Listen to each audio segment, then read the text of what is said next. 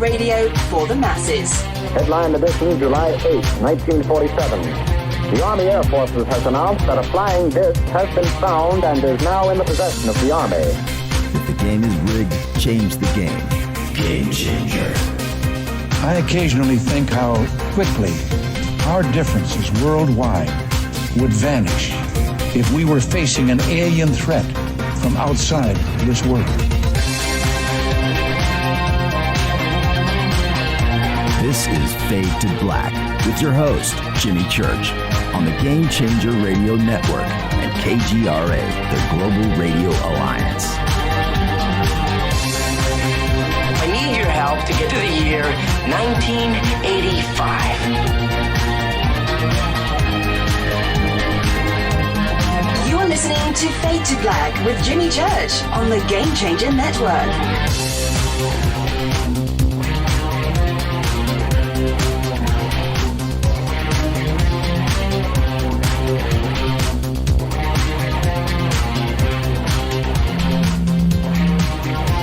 Good evening, Fade to Black. Bespoke radio for the masses. How you doing? It's Thursday, March 21st, 2019. 80 days into the new year, just 285 days left. We are live from a bunker somewhere in the middle of beautiful, rainy, wet, cold downtown Burbank, California, and I would like to welcome everybody listening all around the world, all across the United States, hither and thither, to and fro, back and forth, up and down, east and west, north and south, far and near. This is Fade to Black. I'm your host, Jimmy Church, for KJCR, the Game Changer Network, and KGRI, the Planet. It's Thursday. It is Fadernight. What is cracking? It is open lines all night long.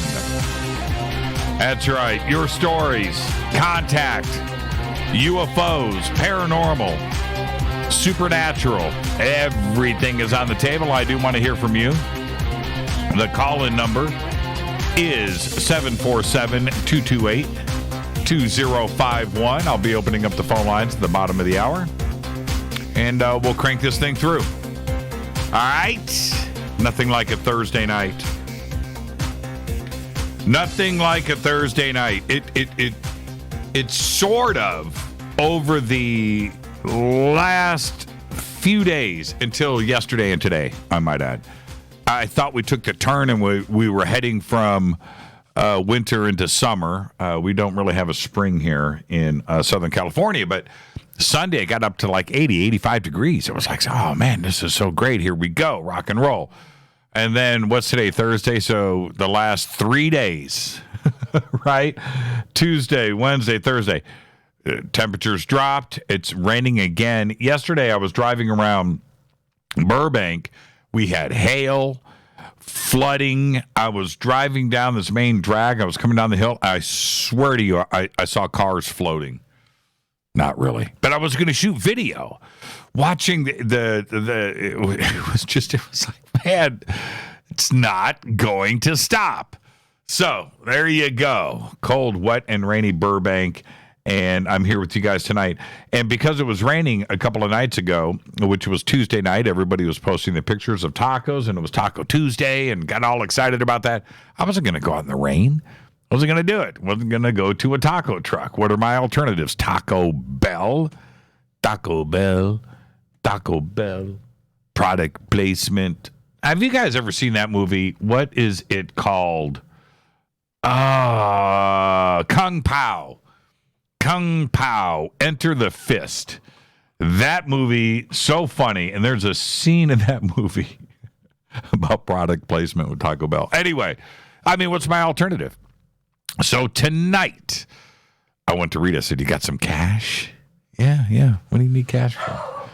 Taco Bell. That's what I've got my eyes on. Taco Bell, man. I got some weird audio playing in the background. Yeah. Let me turn it off. Sorry about that. That just creeped in. Okay. All right. 747-228-2051 is the call-in number.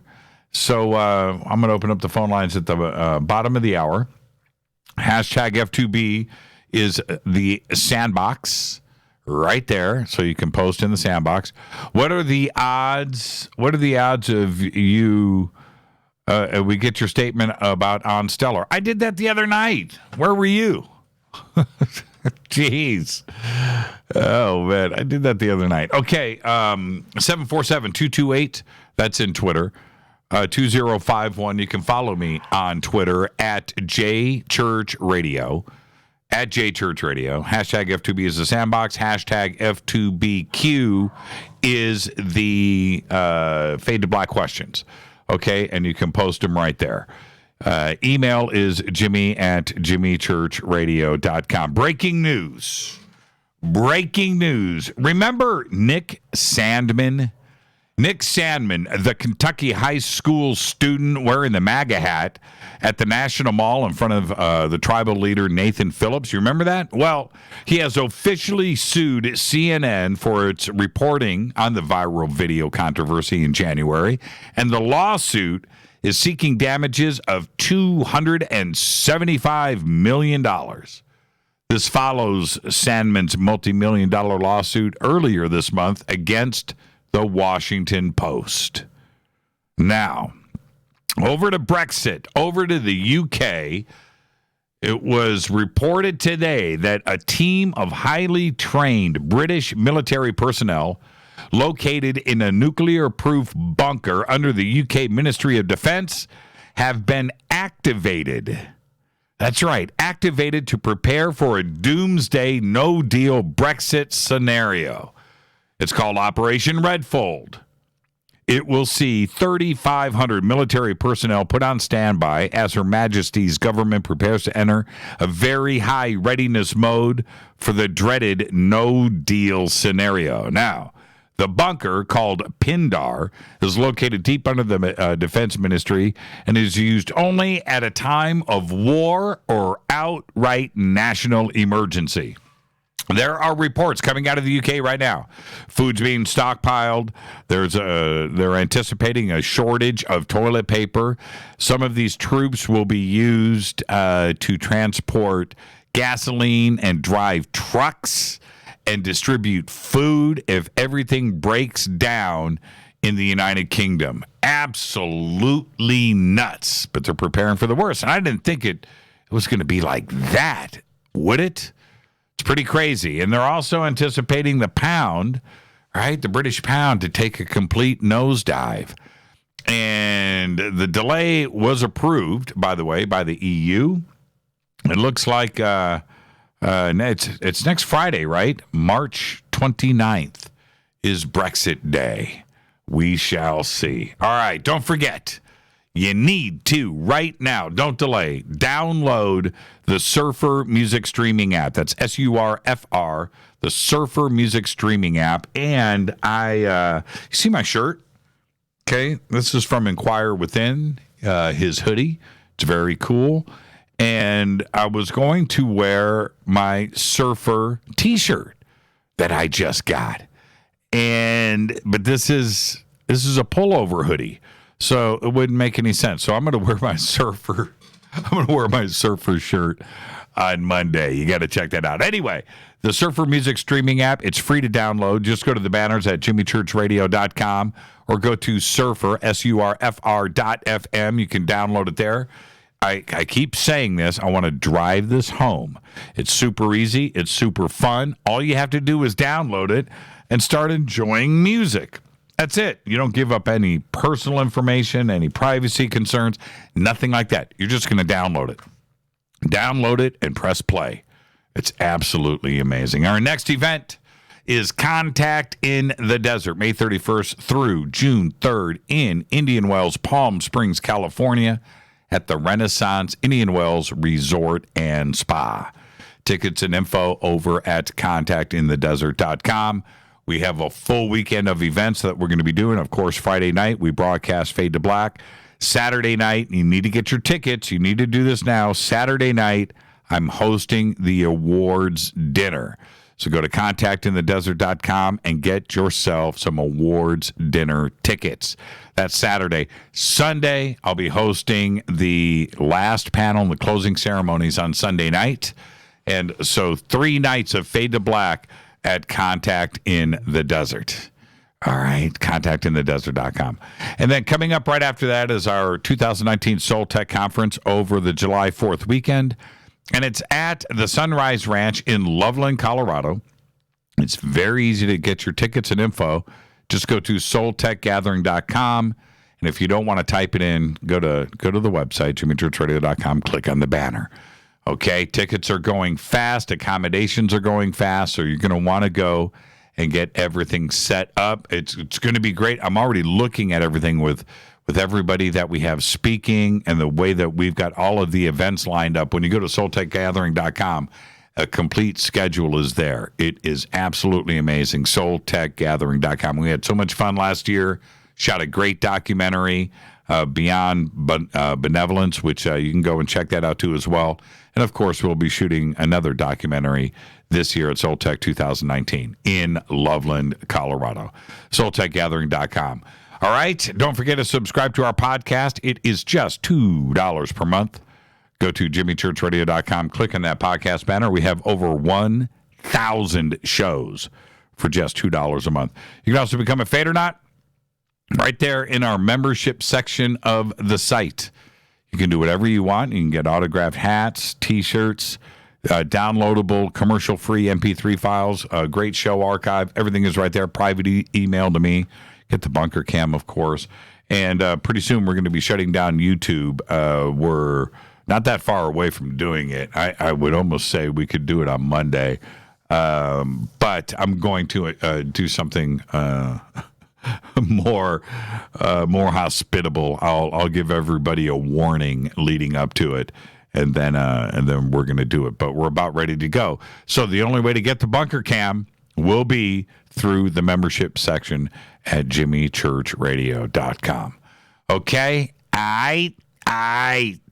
Okie dokie. This is what we're going to do now.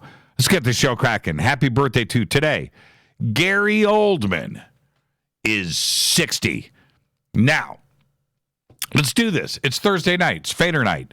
I'm hanging out with all of you right now. Okay? I'm hanging out with all of you right now in Twitter. Tell me your favorite Gary Oldman film and character. Because for me, there's only one. And he's great. But there's only one. There's only one. I'll give you a hint. This box is empty. 4 stones. 1, 2. What? Okay. Gary Oldman today is 60. I want to see it. I want to see it light up right there on YouTube. Come on. We're of hive mind here. Fifth Element. Dan Betts. That's pretty smooth, dude. That was pretty quick. That was pretty quick. Where am I at? That was Gary Oldman, right? Zorg. Remember when he's got the plastic see-through thing on his head and the blood starts coming down and the blood is black and it drips right down his forehead? Man, that's a great scene. That is just an amazing scene. Timothy Dalton today is 74. All right. Now, so let's light this up. Jason, the Fifth Element. That's good. You guys are good. John Teeter, the Fifth Element. John Teeter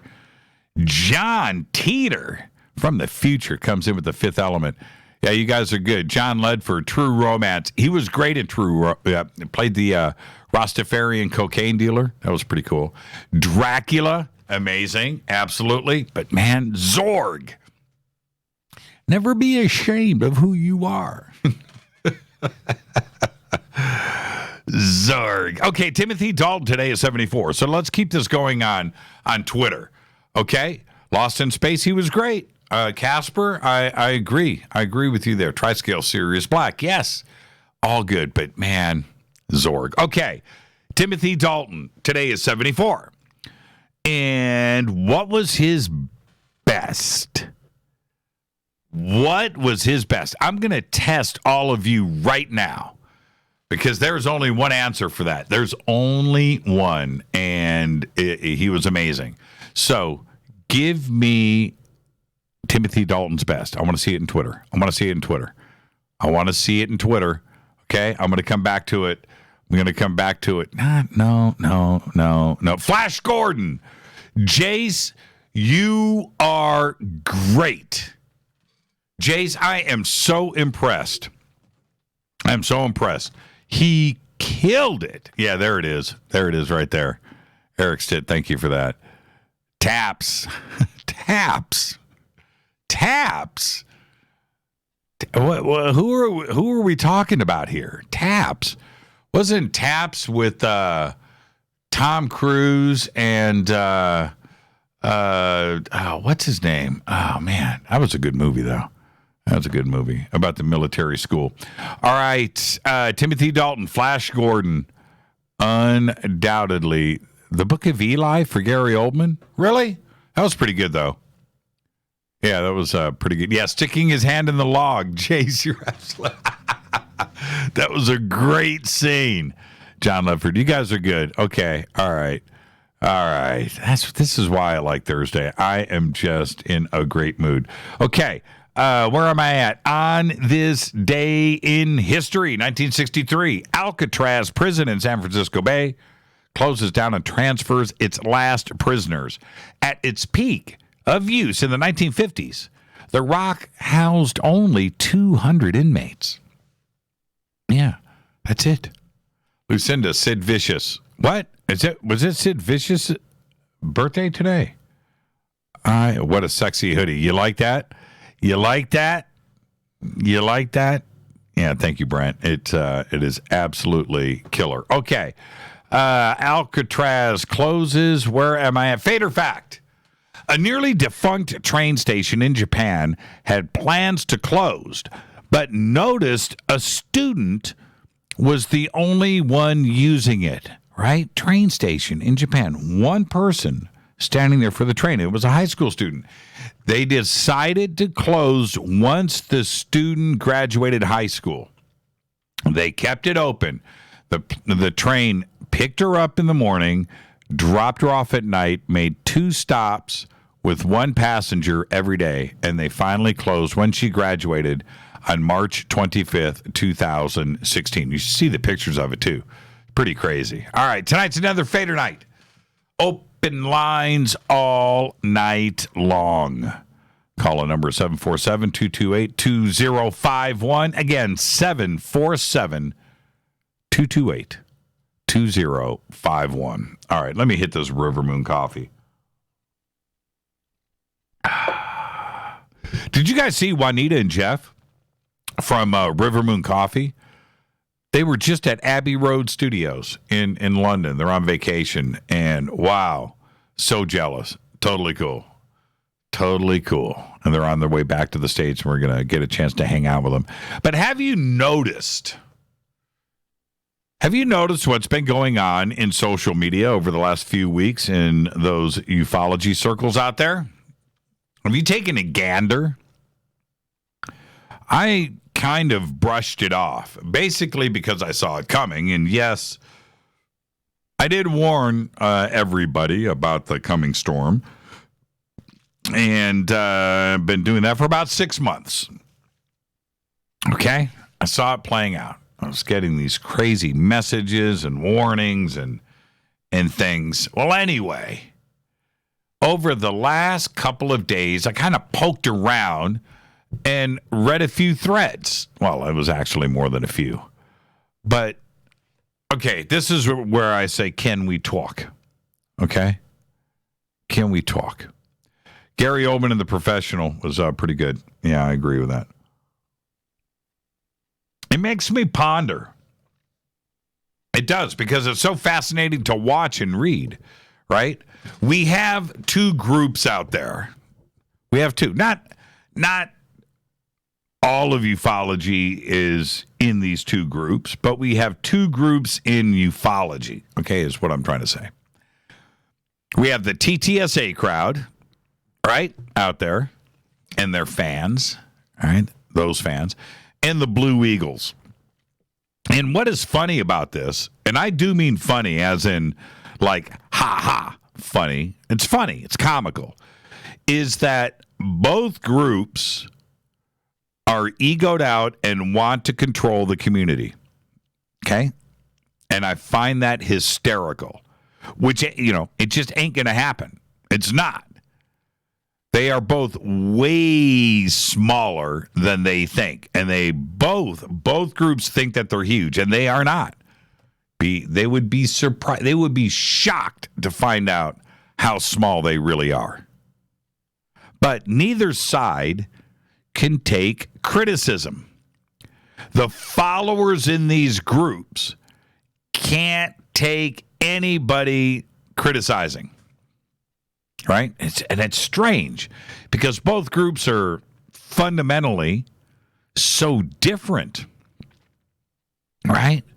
They're so different, but at the core of what is going on here, both want to control all of the information. Both say that they are right and everybody else is wrong. And on both sides, if you criticize anybody, and I'm going in and I'm just reading, right? I'm not participating. I'm just reading. But anybody that criticizes is completely trolled by the respected followers of the said groups, and they're both doing the exact same thing. I'm telling you, it's fascinating to watch and read.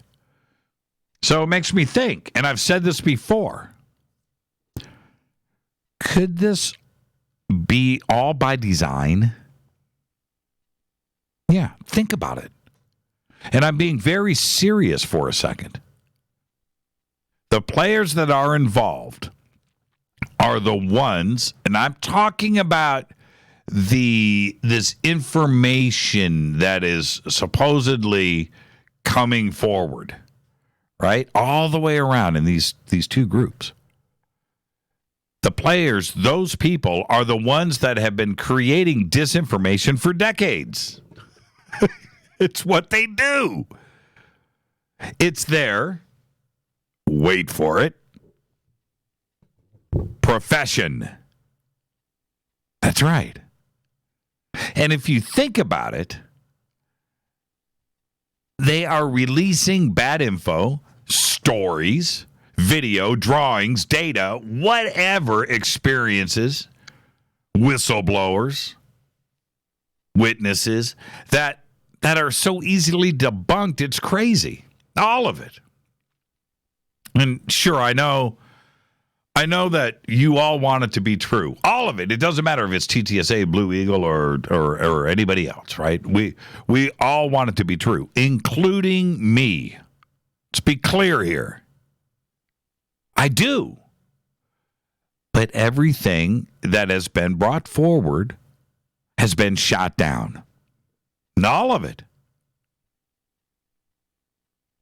Not to break it all down here. I'm not going to do that. We've done it all already, But think about it for a second. Where you have one side, which is the Blue Eagles, right, that are basing everything on, off-planet armies and battles and multiple races and civilizations of alien beings and councils and United Nations of planets and ambassadors and all of this, slave trades and eating humans and all of that stuff. So we got all of that, and us building these secret space fleets, and it could all be true. I don't know, but you have that, right? And those followers of that group believe it. And if you say or criticize, they attack. And then on the other side, which is TTSA, right, that is presenting videos and involved with the Pentagon, and it's the CIA, and this is all the real truth and all this, and they want to control the trickle down, and they're testing, if they're testing metamaterials that I guess you don't. This is what's interesting. You don't test alien materials from off planet in a controlled laboratory and then have it peer reviewed in a journal, right? No, I guess that kind of science is out the window. Instead, that science is going to be done on the History Channel, right? So you have that part. And it's fascinating to me where you have that, and now if that is a real controlled disclosure that is going on, then why, as followers of that, are you worried about what other people have to say? And wouldn't you, if you were part of that group, welcome anybody else out there that has anything else to say, because you need to get all the evidence together? And it also goes back to the Blue Eagles. It's the same situation there.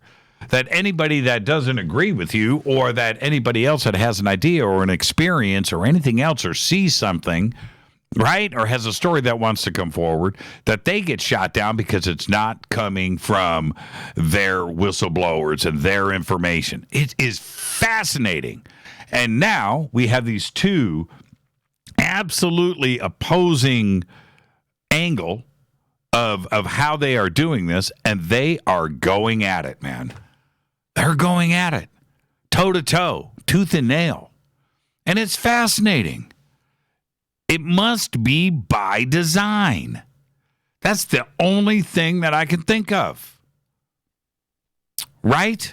Why have the TTSA official, air quotes, stuff that's coming out of the Pentagon get shot down and debunked and everything else, and have issues with that, unless it's by design?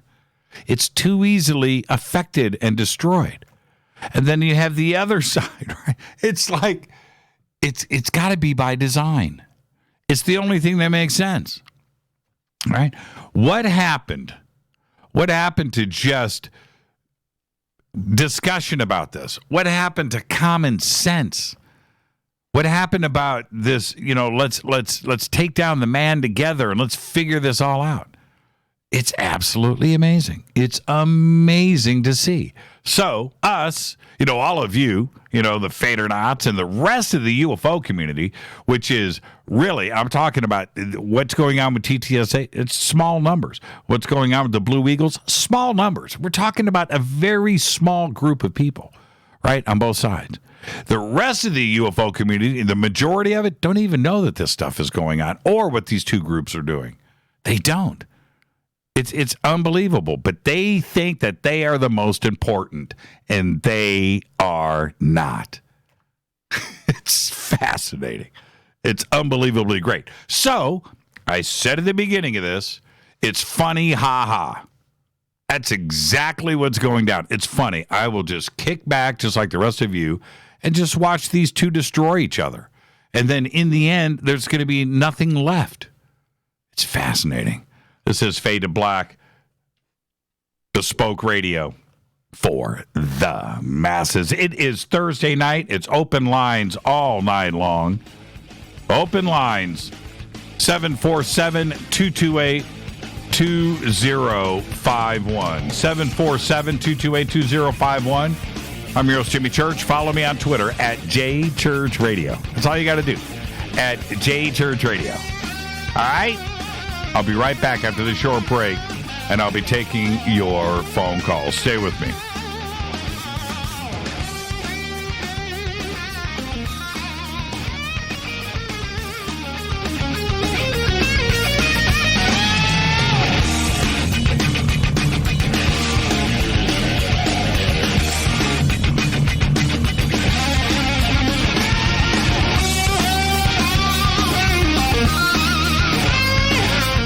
This is Nicole Church, daughter of you-know-who, and you're listening to Fade to Black on JimmyChurchRadio.com and the Game Changer Network. You're listening to Jimmy Church, Fade to Black. Fade to Black will now pause for alien identification. The station that talks the net. KGRA Radio. When you take the beans from Central America with dashes of Indonesian and African mixed in and then roast it to the dark side of Fade to Black, you create the ultimate brew of fringe. Introducing the Fade to Black blend from Rivermoon Coffee. Yes, Rivermoon's darkest customized roast was created for the love of Fade to Black. The alchemy of masterful roasting and smoking the beans is in every sip of this full-bodied dark Java. I need my coffee dark, deep, with distinct bittersweet chocolate highlights, just like the bunker. Leaning further into the darkness of the roast is Fade to Black Blend from River Moon Coffee. Just click on the banner at jimmychurchradio.com and use the promo code F2BBLEND for 15% off of your order today. Go Beckley Teppy. This is Jimmy Church of Fade to Black, and you can get our podcast for just $2 per month. All you have to do is click on the podcast banner over at jimmychurchradio.com. Hey folks, guess what the number one phrase that Life Change Tea receives by email? You ready? We love this tea. We love this tea. Time after time, week after week, we love this tea. Life Change Tea gives you more energy, a beautiful cleansing, and fulfills its slogan perfectly. The tea that makes you go. So if you want to be on your health game, log on to getthetea.com and order Life Change Super Strength Tea. Packages come in a 1-month supply, and when you brew this stuff, wait until you see the results. Aren't we all about the results? And with a lot of people's health struggling, we can use a little bit of help. Doctors will tell you disease starts in the gut. So log on to getthetea.com. That's getthetea.com. Be our next email saying, I love this tea. I love this tea. Get the tea at getthetea.com. Helping America one tea bag at a time. 9 out of 10 geneticists agree. Fade to Black is not your father's radio show on the Game Changer Radio Network and KGRA, The Planet. Do you want to lose weight but have no idea where to begin? The Fast Start Diet, a 3-day weight loss plan, is the answer. 3 days of nutritionally balanced, calorie-restricted meals delivered right to your door. No shopping, no measuring, and no cooking. Everything is prepared for you and ready to eat at home or on the go. The Fast Start Diet has all the amazing benefits of intermittent fasting without starving. We've helped thousands of people who have struggled to reach their weight loss goals. Isn't it time we helped you? With the Fast Start Diet, you'll lose weight and feel great. Find Fast Start Diet on Amazon or go to faststartdiet.com and use promo code TALK to get 10% off your first box. And as a special bonus, Fast Start will include their #1 rated Lipo3 appetite suppressant spray free with your order. This is Jimmy Church. And whatever your diet plans are, do what I did. Go to faststartdiet.com. Hi, this is Rob Reiner from Anvil, and you're listening to JimmyChurchRadio.com. What's up? I'm Chris. What up? This is Kyle Massey, and you're listening to Jimmy Church Radio.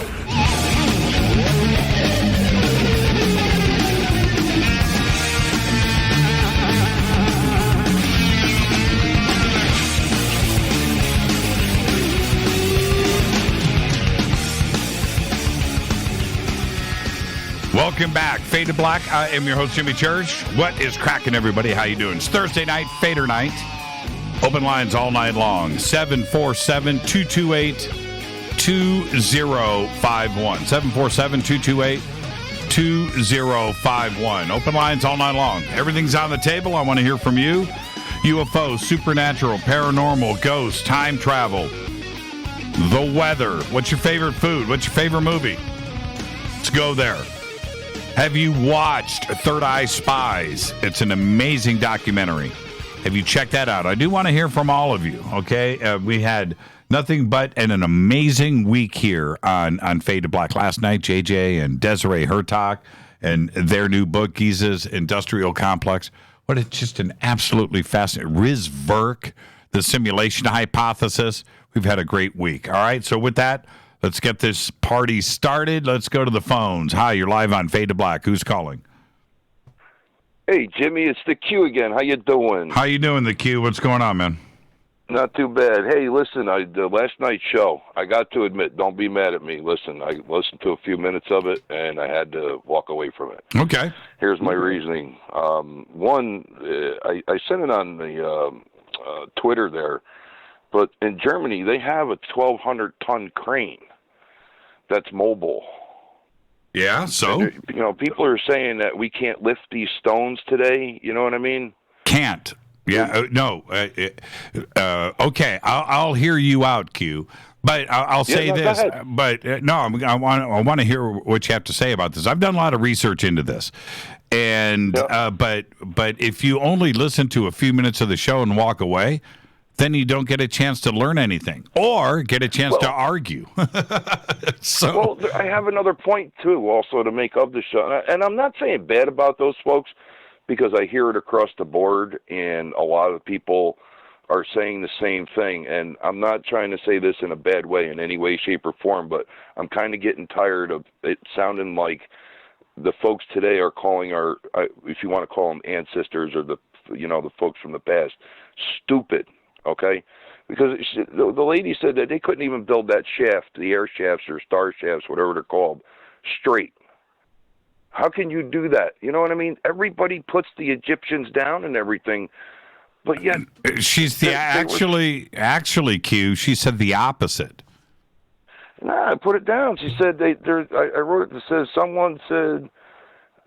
She said someone else said that the shafts could not be made as straight as they were back then. Well, what she is stating, and let's be very, very clear here, that in the year 3000 BC, that's Stone Age man.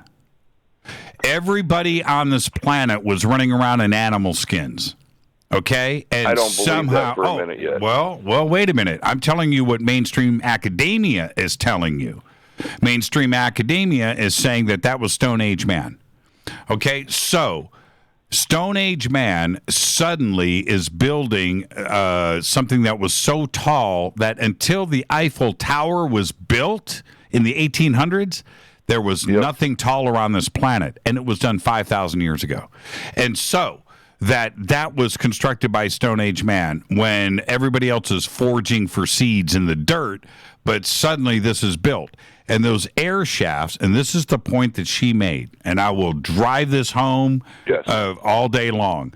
Those air shafts, it's one thing to build a solid monument out of stone with nothing on the inside of it. Now you're building layer by layer stones with air shafts going through them. How is that possible? How do you get that done? You are placing a stone. No, okay. I would love to hear how you would place a stone, carve a groove into it, and place it down and have it match up for 250 feet. So that shaft goes through stones. How is that done? They're not carved, and the stones, they're not carved grooves. They're walled. There's 4 stones each side, isn't it? Have you seen the pictures? I've seen a few pictures, and to be honest, some of them are very difficult to actually really determine. But even if you carve a groove, dude, they use the triangle with a string down from the tip of the triangle downwards like a plumb bob. That's how you get your level, you know what I mean, your angles. The tools are so simple in carpentry that you can transfer it to stone and very easily do this. I think people are underestimating the Egyptians and anybody from back then. I really do. And as far as mainstream, I don't believe half of what they say, because they only want you to listen to or hear what they want you to hear. You know what I mean? Okay. All right. And, like I said, all of us have to do one thing: keep your ears open and constantly listen. If you go, I love your show, man. That's absolutely. Why I call. I'm sorry, I call almost every week. I try not to, but that's you're an addiction, man. That's I just want to give a shout out to my buddy, the Pope. the Pope? Yes, the Pope. That's his last name, but I call him the Pope. Who's the Pope? Yep. He's a friend of mine out your way. I'm on the East Coast. You're on the West Coast. He's out your way. Okay. All right, Pope. You got your shout out. Hey, Q, enjoy the rest of your night. I appreciate it. Thank you, man. Later. Look, I will. I need to say this again. Think about of all of the shafts, and of course the Grand Gallery and all of the passageways. That's one thing. That as you are building this without architectural drawings or engineering or anything like that, that you are able to, in 3D, do the descending shaft down to the subterranean chamber, 300 feet, perfectly straight through rock. It's square. Oh man! And then so each one of those air shafts, now if it was bricked in, think about this for a second. It's bricked in. Okay, they're bricking these air shafts, so you still have to bring in the big blocks, and then you are designing these airs. How is it done? I don't know. It's almost like you would have to take like something wooden, like a railroad tie, and place it in there and brick around it perfectly, by the way, so it doesn't crumble, and then move it, because you got to open it up. You can't leave the I don't know. I don't know how it's done. Let's go back to the phones. Hi, you're live on Fade to Black. Who's calling? Hey, Jimmy. Hey, who's this? Hey, man, this is Frank up here in the Big Hoosier State. Frank in the Big Hoosier State. Would that be Indiana, Frank? No, brother. You didn't recognize it because just a little bit above north of Indy, we split off as a 317 area code, so that's probably why you didn't recognize it. But you got to know that just probably 40 miles north of your home house there is a 765. Oh, so they got a new area code in Indianapolis. Okay. Yeah, it's just above. It's up just north of Indy. It's probably where the line cuts off. So it's probably been like that a little over 10 years now. Really, I did not know that. So like, kind of thought that, but north of Carmel, Yep. How far north of Carmel? The north side of the 465. I'd probably say maybe 10 miles above 10 there. miles. Wow. Did you ever go to Castleton Square? You bet. Yeah, man. That was my hangout. I got a question for you. Yeah, what's up? Do you know where and what school Axl Rose graduated from? In Bloomington? No, I don't. No, and I didn't say Bloomington. I just said, do you know where and what school that he graduated from? No, well, I just know it was down in Bloomington, wasn't it? No, it was northwest of Indianapolis. What? Okay. Yeah. What school? Well, I was up in Lafayette. Oh, it's in Lafayette. Jefferson High School. Jefferson High School in Lafayette, West Lafayette. Yep. All right. Yep. All right, there you go. I thought you were going to tell me he went to like North Central. I was going to go, what? I could see him going to North Central, Belzer. So, anyway, you called me, Frank. What's on your mind? I just wanted to know if there was anybody, in the ufology there that you knew that was maybe 100% dedicated to the industry itself, anybody that doesn't have an agenda. I mean, I've been watching your show for 2 years, and this is the first time I've called you. And the talk that you gave right before the break was like synchronicity, like you wouldn't believe. I mean, as soon as I hit the last button to make this call, you started talking to that, and I was like trying to listen to what you were saying through your recording on the thing, and then listen to what you were saying. I was like, oh my God.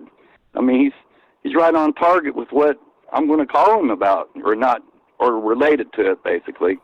And what's that? What's that? Well, I mean, I want to know if there is actually anybody out there that just 100% dedicated to the UFO field. That they're not into it for other reasons. Yeah. When you talk about Jimmy, when you talk about disclosure, when you would ask you'd say, what's the big thing, and they're talking about disclosure. Well, we don't ever see that.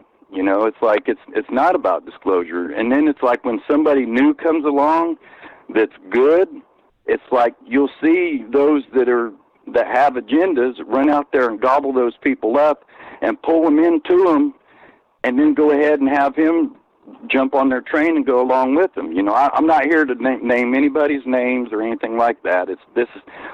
My call-in is not about that. Sure. I'm not pointing fingers at anybody or anything of that nature. It's depressing. I mean, if you're if you're into disclosure, or if you're into, pumping this up and getting it going, then it's like, why are we not doing that? Why is people not coming up with suggestions, ideas? Where's the dedication at? Where's people's passionate? We need passionate people into that. I mean, when I got alerted to know that it's real stuff, I was blown away. I mean, I'm your age, okay, and I've known this stuff for about 3 years now, and I thought, most times in your life you kind of feel like you might know a little bit more than you used to know 4 or 5 years before. But when you hear something that you're finally able to answer some of the questions you've always had, like for example, like I used to say to my wife, I said, there's no way that people could have that much graphic detail when you make some of these movies like Alien and these different sci-fi movies, where they're going through ships and the doors are open in a certain way and there's certain sounds and everything is just so detailed.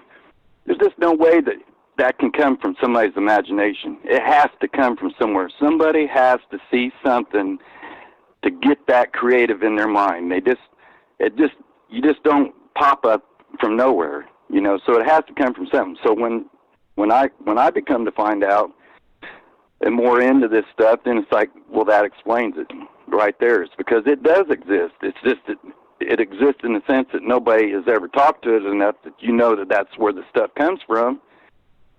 But that's where they get these ideas from. So, but at any rate, again, the reason why I'm calling in, Jimmy, is because where are the dedicated and passionate people? Yeah, there's plenty of them if you know where to look, and one will lead you to the other. But I would definitely say if you start off with Richard Dolan and you look at guys around Richard, like look at Grant Cameron and listen to his research and how he presents stuff. We're going to have him on the show next week.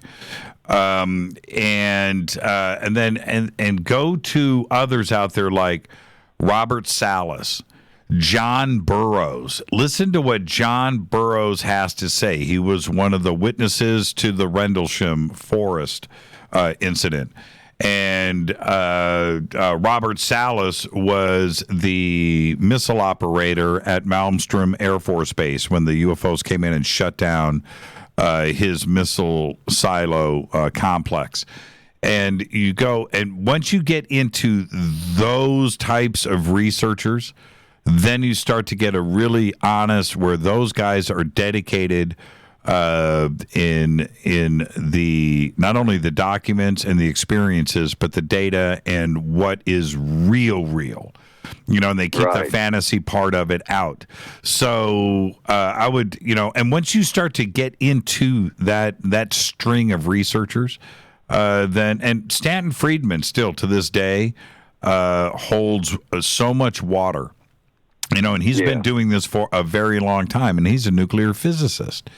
And then what I have been doing lately, and I've been doing this a lot, which is getting into the intellectual community, the scientific community, and then go out and look at a guy like Riz Verk, I was just trying to think of his YouTube channel. Which, hold on for a second. I'm going to look up something here while I'm talking. But once you get into the physics side of it and the scientific side of it, like Isaac Arthur, go to Isaac Arthur's YouTube channel. His YouTube channel is so good and so in a very strange way. And it's called Science and Futurism. That's the name of his YouTube channel. Go there. There is so much information, and go and just listen to the science side of things. And Isaac is a guy that's never had a UFO sighting. He's not even sure if UFOs have ever been here. But he doesn't dismiss it, but he certainly addresses the science side of it. And that's where my heart lies. I do love the science fiction. I don't know if you've ever seen The Expanse. So, watch The Expanse and go all the way through the end of season 3. It's incredible. I can't wait for season 4 to come out. But watch the TV series Mars. Go and watch that. And observe the science side of things. And I really appreciate it. But then again, I love Orville. Okay, well, I want you to know now. I'm just now not getting woke up here. I mean, I've been woke up for some time, and I have followed several of these names that you just mentioned. But I mean, what it is it's good to know that they're genuine out there, and those guys are the ones that they need to have the shout outs. But when you bump into situations where people say that that's their main gig, is about disclosure, is what they focus, is what is basically like their pivot point.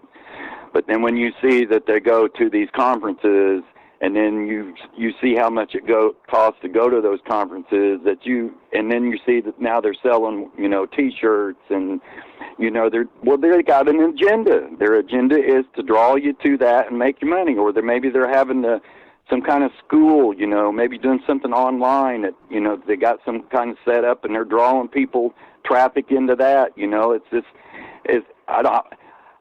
I know how people are around where I live at. And I mean, it's like that, you see that stuff's just transparent as it comes. I mean, you see right through people like that. And it's just like, how do you listen and how do you associate yourself with something like that? It's like it degrades your viewership. It's like I know you're pretty passionate about the viewers that you have. It's like you feel like you got the best viewers in the world out there, and it's like you want nothing but the best for them. You provide them an awesome radio show. You got good equipment there to where everybody can see. I mean, you're upgrading your stuff. Whether it's the stuff the software for calling in or anything like that. You got a day dedicated for people to call in and speak their minds. I mean, sometimes you don't agree with them. Sometimes there's the most funniest sounding stuff that comes in there, and you don't treat anybody any differently. I mean, it just shows what kind of person you are, and I mean that's why I'm calling you. I mean, this is not like me to call somebody up. It's just right. I know you're the man. You're the man. I should say you're a very respected man. That's why others in the industry deal with you and call on you, and you know that. I don't need to comb your hair for you because, I mean, you know what I'm saying. You know what I mean? I do, and I respect that.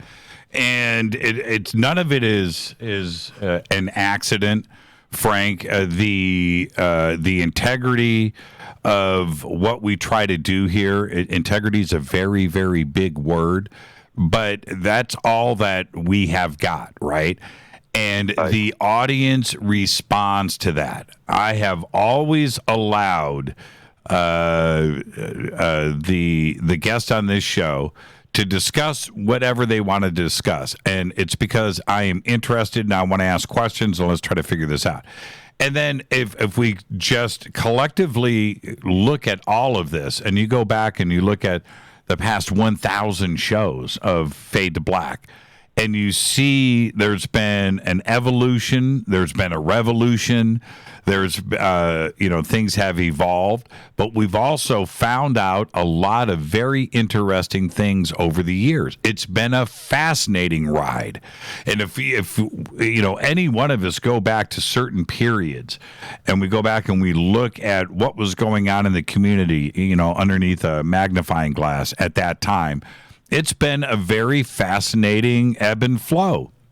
It's been fascinating. Yeah. And I've been learning the same as the audience has. I've been learning things and figuring things out all the way down the line. Well, and we've done it together. We've walked together through this. Hey, I agree with you 100%. I mean, I've learned just due to the type of questions that you ask, those that you're interviewing, I mean, because there's a lot of times, I'll be sitting here thinking, I'll be asking them this question. And I mean, here you'll go, well, hell, and I know you're dragging out, you're trying to get your thoughts together before you say it, but you're trying to cut in on them to make sure that they don't keep talking on. And then you'll be like, and then you'll come up with your question, and that's exactly what I would have asked them. You know, I mean, it's like you're right on target with it. I mean, you're what makes the show. I mean, I call in to listen to you do your thing more so than I do call in to listen to about the people that you're interviewing. You know, so just because I respect and appreciate you doing what you do and everything. And listen, I don't want to tie the phone lines for other people, because I know other people feel like they got important stuff to call in and say too. So next time I call you, I'll talk to you about the alien stuff, and we'll go down that route. So just know that you got a brother, you know, same age, just up the road from your home point, you know, that I exist, and I finally decided to call in and bump elbows with you tonight. Thank you so much, Frank. Now go hit up a White Castle or a Hardee's. Will you do that for me? Or a Waffle House? See, that's what you know it, man. Take care, Jimmy. You too, Frank. And all valid points. Frank is spot on the money. And, you know, also, you know, I had to drop that in, you know, White Castle, Waffle House, and Hardee's. I miss all of those things. All right, I got to take a break. It is Thursday night. It is Fadernight. Open lines all night long. All right, if you are on hold, stay right there. Okay, I'll get to everybody. Don't you worry about it. It's Fade to Black. I'm your host, Jimmy Church. Thursday night, Fadernight, 747-228-2051. I'll be back with more of your phone calls after this short break. Stay with us.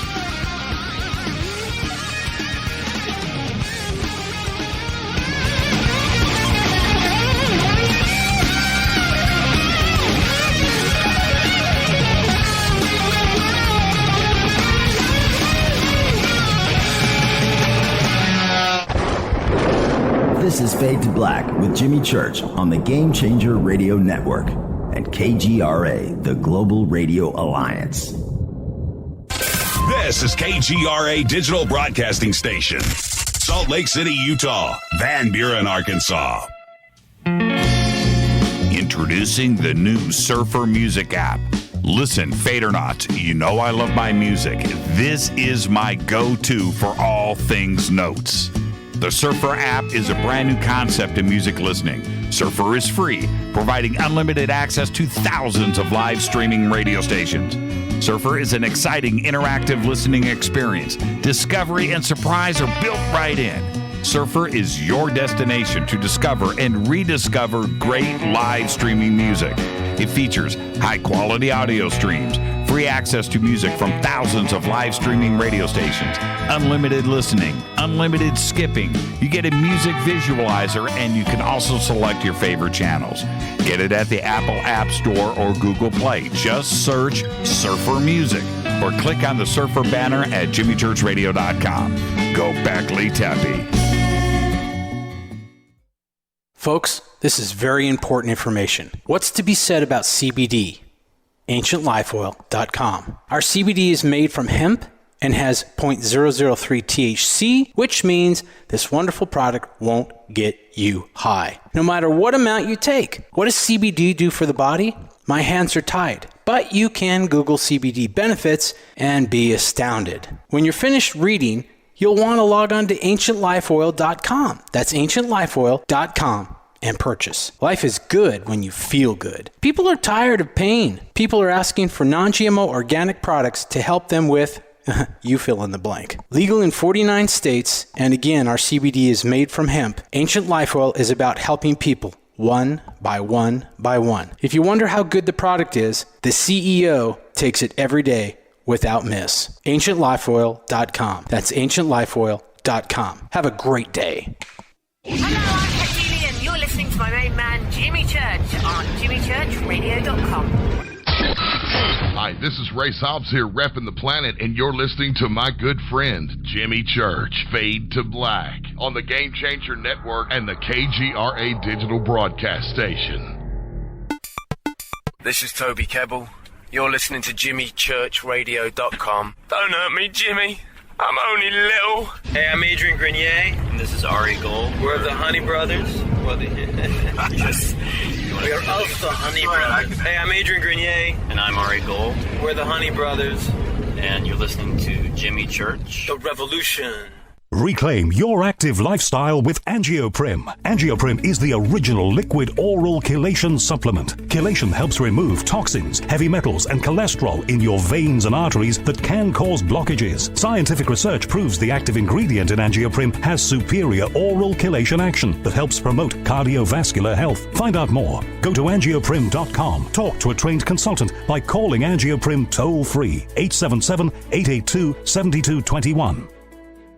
This is Jimmy Church of Fade to Black, and you can become an official Fadernight by just going to our membership section at jimmychurchradio.com. Hey, it's Grace. Can we talk about something serious for a minute? Your age. Getting old has its perks. But remember, being a few years younger, you know, your hair was thicker, you didn't have so many wrinkles, that extra weight wasn't haunting you, and you just felt better. Well, we can't turn back the clocks and go back 10 or 15 years, but you can start feeling and looking 10 or 15 years younger with Nature's Youth RSF. It's a doctor-formulated daily supplement that helps your body maintain its peak performance and fight the aging process. Imagine sleeping better, looking better, and feeling better. See how Nature's Youth RSF has helped thousands of people just like you at nature'syouth.com. nature'syouth.com. Imagine how it will feel when your family and friends are asking you what you did to look so good. Your secret will be Nature's Youth RSF. It's time to start looking better and feeling better. Learn more and order your Nature's Youth RSF at nature'syouth.com. That's nature'syouth.com. That's nature'syouth.com. Hello, this is Serena Wright Taylor from Conscious Life Expo, and you're listening to Fade to Black with Jimmy Church, who holds the Lucky Pony record for the best astrological chart since 1963. True story. This is Micah Hanks of the Gralien Report, and you're listening to Jimmy Church on Fade to Black, across the globe on the Game Changer Radio Network and the one and only KGRA Radio, The Planet.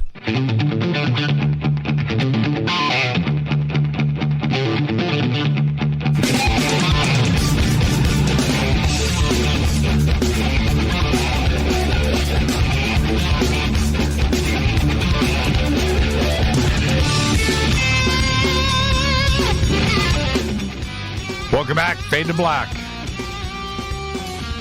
Thursday night, Fader Night. Open lines all night long.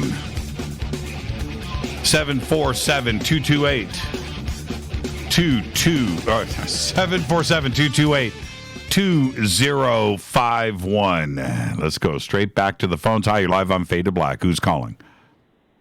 Old Jimmy. What's up, Brett? I'm liking that sweatshirt you're wearing. Yeah, man. An alien brought it to me. Oh, that's a trip. Yeah, I know.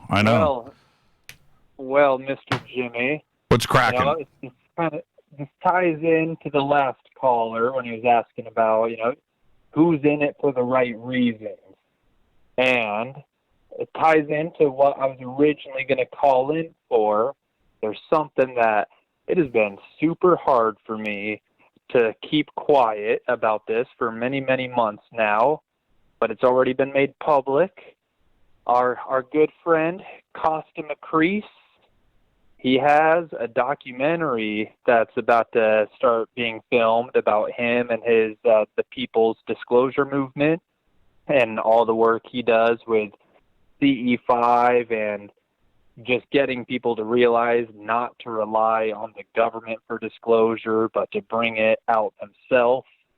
And so his documentary is going to start filming soon, and I'm super stoked. He's bringing me and Lindsay out to Shasta in June to do one of his CE5 retreats. So I would encourage everyone to look into that. He's not paying me to say this. He doesn't know I'm saying it, but Costa's been a big part of my journey for many years. So I'm pretty stoked about this, and I think he's one of the good guys that's in it for the right reason. Yeah, and he is, and I look forward to this documentary, and he has influenced so many. When we started this show, way back in the beginning, not only Renee, one of our producers here, not only Renee, but so many others of the community had hit me with Costas. You've got to check out Costas and his wife and what they're doing in the CE5 and what they're doing with their project around the world and the different groups that they've got going on. He has influenced many in a very positive way. And he has his approach and his techniques to getting the CE5 protocols in place and then going out and making contact. And his work is extraordinary. So I totally agree with you. One of the things that Frank had said, which I think, touched a nerve with a lot of different people. I was just watching Twitter light up. When ufology itself, when you are a researcher in ufology, most of them have a full-time job. And I can point at so many. They all have a full-time job. If you need to do something to help support your research, and it's not necessarily, you're not going to make any income off of book sales. That's a break-even thing or losing money. And if you could pull in income from a YouTube channel or from selling T-shirts or hats or anything to supplement what you are doing to help move the agenda forward, that's just parts of the puzzle, and many have to do stuff like that, and none of it is huge money. It just helps, it helps with plane tickets or research or helping getting your book written, helps pay the bills and everything else. That's all that it is. I don't think if you're going to go out there and talk about people that are merchandising for money, to drive a very fancy car and pay for there's only like one out there that I think would be in that category, and that would be Tom DeLonge. Everything else it's such a very small scale. That's it. And I'm talking about anybody out there. You have Linda and Richard that, have their merchandise. Everybody has a little merchandising going on. You have merchandising going on that helps support what you're doing in the music world. And that's just part of the game these days, so, but you're absolutely right. Keep me posted. Tell Costas that I said hello, and we've got to get him back on the show here real soon. Yeah, I'll definitely. I've been talking to him pretty regularly, so I'll pass that on to him. And Jimmy, I want you to know there's a couple key pieces of advice that you gave me over this last weekend. One of the big ones is in full motion. Good, and we'll talk about that off of the air. Okay. Yeah. Yep. All right. Mr. Larson. Enjoy the rest of your night. Yeah, thank you so much. That is Inquire Within, everybody. We just spent a weekend together here in Los Angeles, and it was so much fun hanging out with Hypocrisy. And not only did we hang out, I mean, we did lunch, we did dinner, we did a sound check. We were able to, we were security. We were the video crew, the photographers. It was just so much fun. And there you go, Inquire Within, an incredible day. And his new album is pretty dang cool. So just follow Inquire Within right there on Twitter, Inquire Within Official. Let's go back to the phones. Hi, you're live on Fade to Black. Who's calling? Hey there, Jimmy. My name's Lawson. How you doing? How you doing, Lawson? Where are you calling from? Doing pretty good. I'm from Denver. I actually called 2 weeks ago. I had that ghost story for you at the very end of the night. Okay, I remember that. So how you doing? Pretty good. I just want to call back and kind of tell you more about those experiences and yeah, if you wanted to hear about some of them. Okay, give me one. Give me the next best one. Well, actually, I was going to say about these stories. I know there's a lot of people interested in the paranormal, and before I get into the story, I wanted to say where this took place. I didn't say that last time. took place in this small town outside of Nashville called Adams, Tennessee. Okay. And the legend that surrounds that place, it's this legend called the Bell Witch, because that was the name of the plantation owners at the time that owned this lot of land that I eventually ended up living on. And the whole area is riddled with Indian burial graves from the Trail of Tears. And on my property, there were actually 4 Indian graves really close to the house. And so I lived there for about 5 years or so. And over that course of time, every member of my family, any friend, any colleague, anybody that came to this place, they visited once and only once. There would be something that would happen to them that would utterly terrify them into such a state that they would never tell us what had happened. They would just immediately get up and leave. And what freaked us out was that we didn't have all these experiences at first. Other people were getting them. And then one night I was coming home from school, and this is when I was in my college days, and I'm dropping my hamper off at the front door, and I'm leaning down to kind of place it on the floor. I've got my backpack on, so I've got all this weight on my shoulders, and as I'm turning, as I'm sitting this huge bag down, I look over in the corner, and all the lights are on in the house, but there is a void of light sitting in the rocking chair a few feet away from me.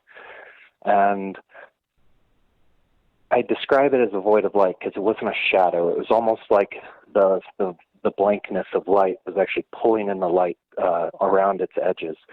And as it became more and more in the center of my view, less in the peripheral, all of a sudden it sort of blurred. It kind of vanished for a second or two. And as I was pressed up against the door, because I rocked my body back, just so terrified of what I had just seen, and it appeared again, and this time its head had lifted up, and I could tell it was like long black hair hanging down the silhouette anyways. That's what it looked like. And I'm there by myself. My parents have both gone out of town for like business at that time, and so I'm completely stranded alone in this really crazy house. And this thing is just staring at me, and it's like time stops. I go into full fight or flight. I do not know what's happening. And right as I'm about to finally just break down, I can't take it anymore. This thing steps a little closer to me and drops this dark object, and it looks like a book, like it had been sitting in this rocking chair reading one of my family's, treasured books or something. And right when that happened, it vanished again, and I saw this shade, this sort of shadow kind of shimmer across the next room over against the wall. And at that point, I didn't know the dog was back inside at this point, but it's our big old golden retriever. She gets up on the couch, poltergeist style, and starts barking at the wall, starts barking at the picture, trying to claw down the picture and knock it down. And she starts whimpering and whimpering. All the hair on her sides starts standing up.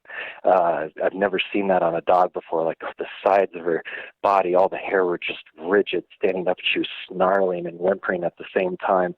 And at that moment, I didn't think it would get any worse. But she started barking, and I realized quickly why. And it's very hard for me. You can probably tell my voice is shaking a little bit. It kind of brings you back to this place, but I want to, it's kind of cathartic to tell this to people.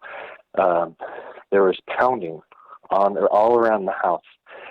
And I started hearing that accompanied with like what sounded like a legion of people running around this house, beating on it, slamming and like knocking stuff over and things.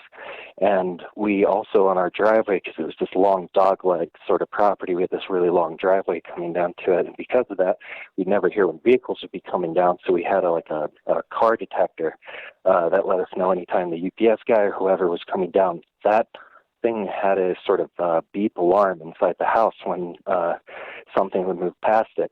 And it was going off like a machine gun. And as it kept going, it went on for maybe close to an hour, this pounding, and I'm just sitting in the middle of the house with the dog curled up on my lap, not knowing what to do, what to think, or even if I should think. I was just completely catatonic, shut down. and the lights started, during that time, the lights were kind of going up, then down, then up, then down. They went off momentarily for a moment, then they went all the way up, and then about half of them like blew up in the sockets. When we lived in You that had house, exploding light bulbs. Yep. Something happened to make these things discharge, and I remember the sound of the glass shattering and falling to the wooden floor, mixed in with this very large, like cavernous almost, just doom, doom, doom, doom, doom, doom, doom, doom, all the way around the house, just this rhythmic sort of thing. And that might have been one of the most terrifying nights of my life, because it didn't let up for hours. And after that, I was profoundly changed. And it's just this small area out in the middle of Tennessee, a town of like maybe a couple hundred people, maybe close to 1,000. Who lives in that? No one ever hears. Who lives in the house now? Nobody. This is something that was actually very. I still don't have words for it. After my family moved out of that house, 3 months later, we were in the Tennessee River Valley. I think it was like 1,000-year floodplain. 3 months after we moved out of this house, it was wiped off of the face of the earth. Not even the foundation was left over. The waters got up to like way above the tree lines and just wiped everything out. Wow. And I'm so happy for that. Yeah, totally. And did any of this follow you to Colorado? Every once in a while, I'll kind of meet somebody who's maybe heard the story of this area of the world. But fortunately, no, it hasn't really followed me since. That's really good news. That's really good news. Yeah. I mean, that's pretty frightening. And I guess it was meant to be, right? The floods come along and wiped it off, and now nobody lives there, so nobody is experiencing this. But that sounds pretty terrifying. It's almost a movie. You know, you should think about writing all of this stuff down, and if you think about it, I'm thinking of doing that. Yeah, if publishing it. If it was a 2-hour experience, well, then it's a 2-hour movie. So you should think about that, Lawson. And thank you for calling back in and sharing that with us. You're welcome. Thank you, Jimmy. Yeah. Have a good evening. Yeah, you too. Man, I was getting scared. That was pretty intense. Yeah, you know, if you think about it, if you write it down, if it's a 2-hour experience and you just write everything down, it's a 2-hour movie, right? It's a full book. Think about that. Let's go back to the phones. Hi, you're live on Fade to Black. Who's calling? Hey, Jimmy, it's Liam again. Hey, Liam, how are you? I'm doing great, back on the road. Right on, man. You're trucking. What state are you in? Right now I'm in Houston, Texas. You're in Houston. What's on your mind tonight, Liam? Well, a bunch of the guys and I were talking about, the History Channel and how all of a sudden they got onto this UFO and alien kick. You know, Blue Book, UFO hunters, whatnot. And despite their lack of knowledge on it, I think there's an alternative motive. I think they're starting to get the word out. What? You know, in the common vernacular. Right. Well, they've been doing, what Ancient Aliens now is, 13 seasons? Right. Yeah, I think it's becoming more mainstream, because I remember back in the 90s when we would listen to art, it was fringe. You were weird. My dad used to tell me that all the time, but now it almost lost its specialty, or it lost that. It was something that belonged to us almost. You know what I mean? That actually took the subject.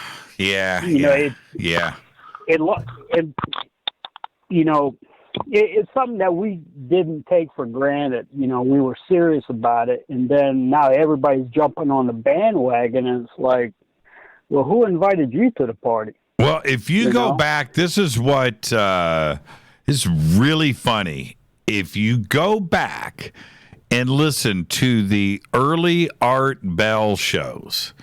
You go back to 93, right? 92, 93. If you go back that far and listen to when Art first talked about, when he first found out about Roswell. Art didn't know anything about Roswell, right? And you listen, and you go back and you listen to those shows, and you listen to how Art is learning and asking questions. It was pretty fascinating. So all of that stuff, and it goes back to Madman Markham, or you go to the Area 51 caller, for instance, or Bob Lazar and Area 51, because Art's living out in Pahrump, Nevada, right? Not that far from Area 51, Las Vegas. And the most of these subjects that we know pretty intimately well today, Roswell, because of guys like Don Schmidt and Stanton Friedman, these are all subjects that we, like you said, today we take for granted. We know it really, really well. But back then with Art, there was a genuine innocence to it, because Art didn't know everything. In fact, Art didn't know anything about the UFO subject. It was handed to him. And I'm glad that it happened the way that it did, because Art was able to take his show that was a local, Las Vegas show, taking it national at a time when there was nobody else doing it. And Art, learned about these subjects right along with his audience. And there's a certain innocence there. I totally agree with you. We owned it, right? Now, the community was 10 million, a night listening to the show. It wasn't a small community. But, yeah, you're absolutely right. We owned it. And it was a magical, magical time. Right. It was, that's when I started listening to him. It was by freak accident. I was in Colorado Springs playing with my grandfather's radio. I did the same thing. I did the same thing. And I was like, oh, who's this guy? And then he kept talking and talking. And I was like, wow, I really like that. But in Florida, we didn't get that.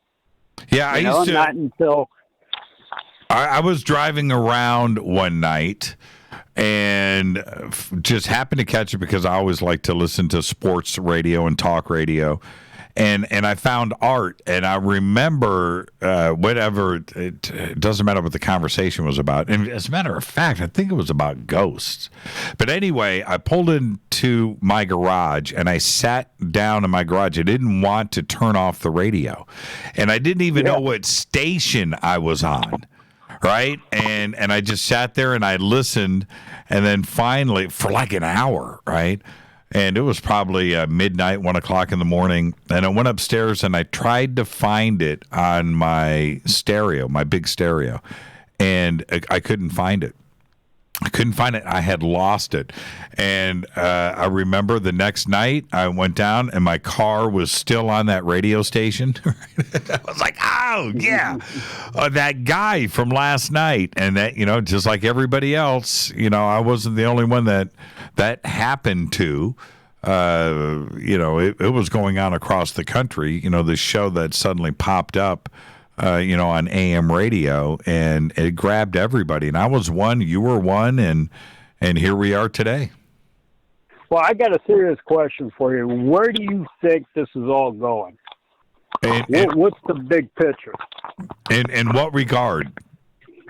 Just in now the media is starting to get into it, because we all know how the media is, is the trumpets for the government. Yeah. In a lot of ways. Where do you think they're actually going with this? What are they actually?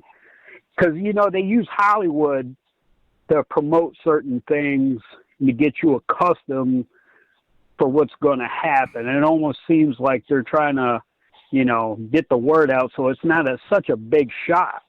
Liam, I'll tell you where I think it's going. Remember this. The only reason a program is on television or on the radio is because advertisers are paying for it. And the reason why advertisers are paying for it, this is the circle. The reason why the advertisers are paying for it, and they are there, because there is an audience that is big, that is watching or listening to a particular program. Advertising comes in, and the companies that are paying for the advertising see an increase in their sales. It's the American way. You're a truck driver. Right. You know what supply and demand is in logistics, and it's no different than your truck getting filled up and getting delivered.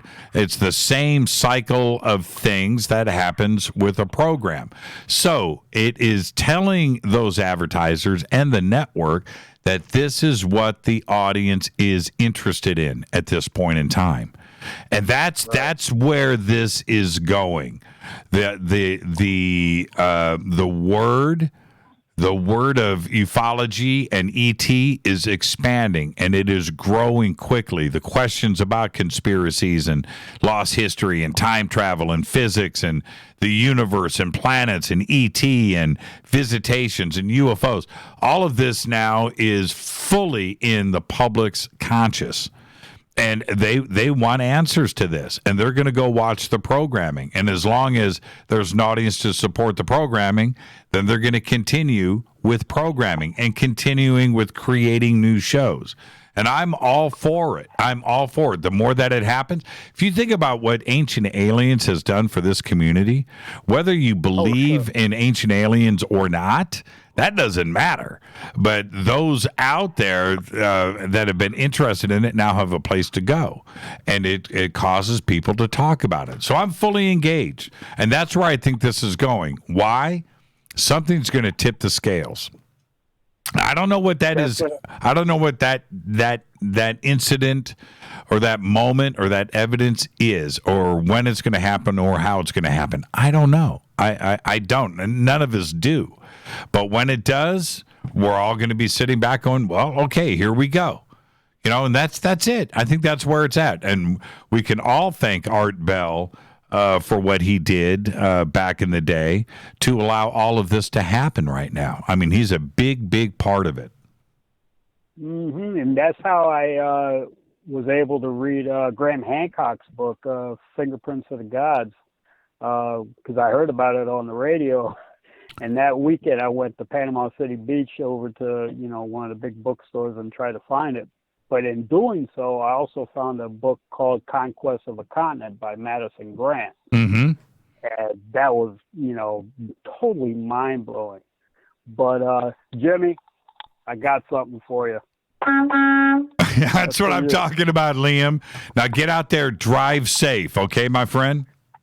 I'm sitting for the night, so I'm good. Thank you so much, Liam. Be safe and be well. All right, thank you. You too. It's a great phone call right there. Art Bell, man. Art Bell changed things. He did. Art Bell changed things. It's open lines. It's Thursday night. It is Fadernight. Open lines all night long. 747-228-2051. I'm your host, Jimmy Church. This is Fade to Black. Be right back. Stay with us.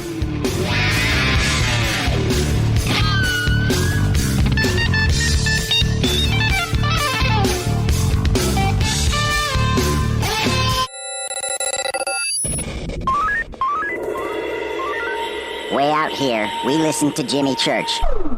You're listening to Fade to Black. Always on the edge of the hottest alternative talk. Jimmy Church with Fade to Black. KGRARadio.com. ¿Qué tal, mis amigos? Yo soy Mario Carson, el tiburón, y los invito para que escuchen a mi buen amigo Jimmy Church Radio. ¡Claro que sí!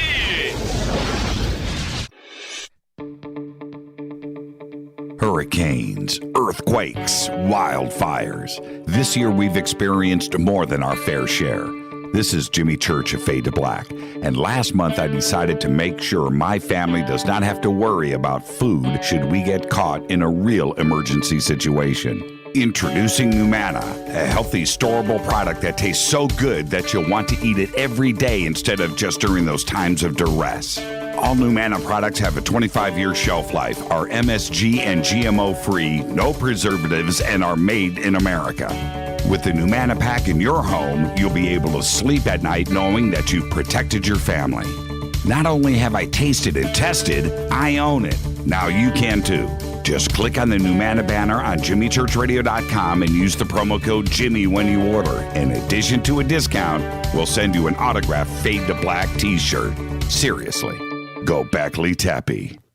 Do you want to be an official Fadernight? Of course you do. This is Jimmy Church of Fade to Black. Just go to our membership section at jimmychurchradio.com. Introducing the new Surfer Music app. Listen, Fadernauts, you know I love my music. This is my go-to for all things notes. The Surfer app is a brand new concept in music listening. Surfer is free, providing unlimited access to thousands of live streaming radio stations. Surfer is an exciting, interactive listening experience. Discovery and surprise are built right in. Surfer is your destination to discover and rediscover great live streaming music.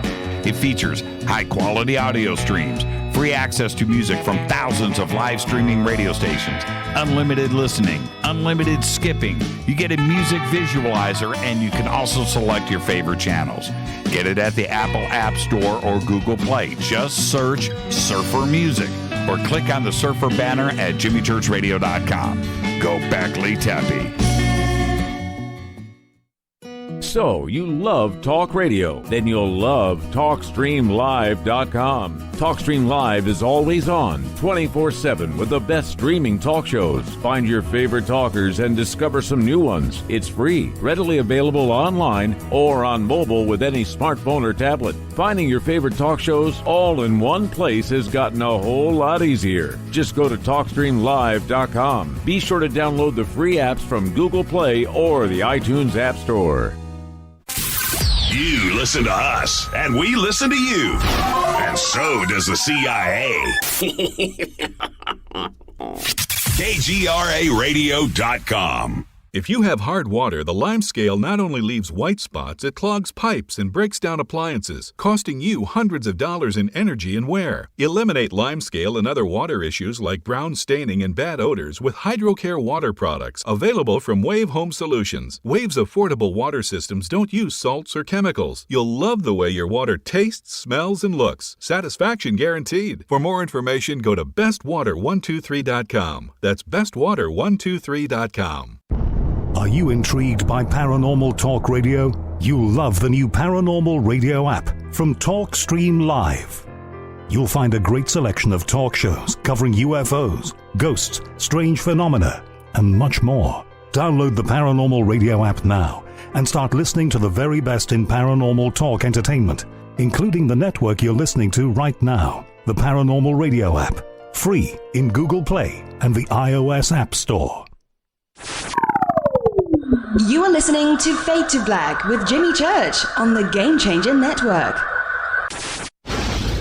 Oi, oi, I'm Reese Evans. You're listening to Jimmy Church. This is Revolution. The revolution will not be televised. The revolution is on radio. Ciao.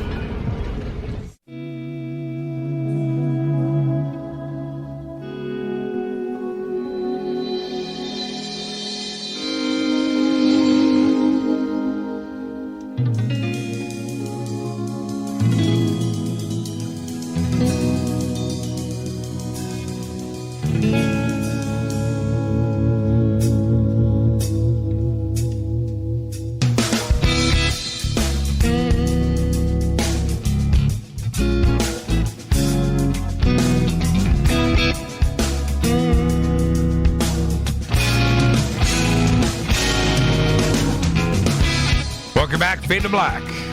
I'm your host, Jimmy Church. It's Thursday night. It is Fadernight. Open lines all night long. 747-228-2051. I do want to hear from all of you. I want to remind everybody our 2019 Soul Tech Conference this year is over the July 4th weekend in Loveland, Colorado. That's right, at the Sunrise Ranch. Go to soultechgathering.com. The banners are over at jimmychurchradio.com. Look at the most amazing list of speakers and presenters and teachers this year at Soul Tech. There's that, and of course, a full schedule and food and lodging. You've got to get everything lined up, and we're going to take care of it all. Just go to soultechgathering.com. Let's get back to the phones. Hi, you're live on Fade to Black. Who's calling? Hi, Jimmy. It's Astro Andy. Astro Andy, how are you? Oh, I'm never better, to say the least. What's going on, man? Life. Everything just seemed to hit me all at once like a freight train, and now I'm just slowly coming to terms with that. Oh, right on, right on. So what's on your mind tonight? I don't know. Anything. I was thinking AI, though. I like AI. It's an interesting concept. Well, what's interesting is you called me, Andy. So what's on your mind about AI? Oh, okay. What's on my mind about AI? Have you heard about the AI that can design things? In what regard? Like, in any regard, like engineering. I watched a TED Talk so long ago about an AI that can design things such as a drone body. Sure. Like coming up with the best drone body. What I find interesting about that is, and it's getting better and better every single day, is that AI is starting to answer its own questions. So if it's designing something, so it's going to look at it and find a flaw in it, and then go and improve that flaw and do it. What is powerful about that and that approach is that in a real world sense, Andy, is that you would have teams of engineers, of humans, of brains, and they're going to all go and try to tackle these solutions, where AI can now tap into all of the information across the world's computers and take all of that and figure out a solution. But they can do it like that, where normally it would take weeks or even months of design and testing, where AI now is able to find these very elegant solutions instantly. And then, this is where it gets scary. Once it learns how to solve a problem and a solution, then it goes and applies that back to itself. And the next time around, it's going to solve said issue instantaneously. Where we have, let's say, I'll just pull a round number out. Let's say we have 10,000 scientists, 10,000 brains that had to go to school for years to get their degrees. Now we are talking about tens of thousands of years of accumulated education, whereas AI has all of that at its disposal, and you don't have to do the human element of research. And AI now is computating and moving forward with all of their brain power at the drop of a hat. And very soon, and I'm talking about, it could be weeks, it could be months, and maybe a year or two, but it's going to pass us up. It's going to literally pass us up. And there's nothing that can be done about it. You know, how do we control it? How do we make sure that AI doesn't harm us and attempt it? What if AI has a question? And the question is how to best protect the earth. Well, how to best protect the earth? Well, let's stop polluting. Who's polluting? Humans. Well, let's eliminate humans and Earth will survive and nature will flourish. But they don't not necessarily understand the question, right? How to do this, right? It's a very scary situation where they may solve the world's problems because we're the cause of it, right? I don't know. How to eliminate murder, right? How to eliminate crime? Well, eliminate humans. Right? I don't know, but that's where I'm at. What if humans are the only ones giving it problems to solve? Therefore, why would a computer eliminate humans if they're giving it problems to solve? That's exactly my point. Is do we only make AI as smart as? Look, there's a couple of different ways to look at this. One of them is general intelligence. General intelligence. And just enough intelligence for some basic problem solving, basic intelligence, general intelligence for robotics, and to construct things and build things in a factory. General intelligence. Or do you allow AI to take things to the next level? Or do we constantly control AI not to pass a certain point and just have some basic intelligence there? Don't allow it to have machine learning. Only give it task to do. And I think that's if we're going to curtail this, that's what we should do. But there's no AI police out there. Right now, what's going on at Sandia, what's going on at DARPA, what's going on at Google, what's going on at Facebook and MIT and Stanford, where these artificial intelligence engineers are moving forward as fast as they can. Why? I'll tell you why. Because Russia's doing the same thing. China's doing the same thing. Israel's doing the same thing. Japan's doing the same thing. And so is Spain and Brazil. They're all in the UK. Everybody is pushing. The winner of everything is going to be the one that conquers AI. And so we have to stay a step ahead of the other countries in the world. If we fall behind that, dude, they're going to walk all over us. AI will come marching in, and it'll be a bad situation.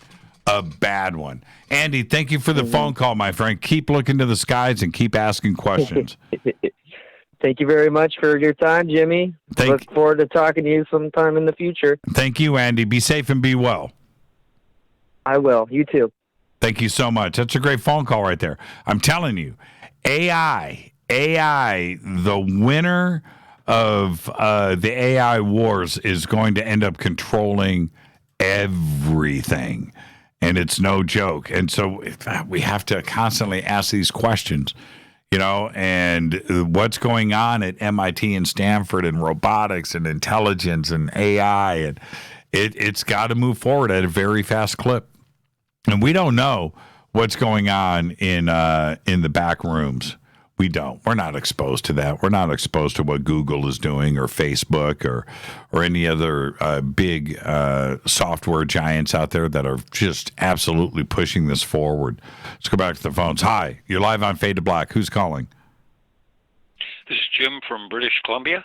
Jim from British Columbia, from BC. How you doing, man? Oh, really good. Great. Yeah.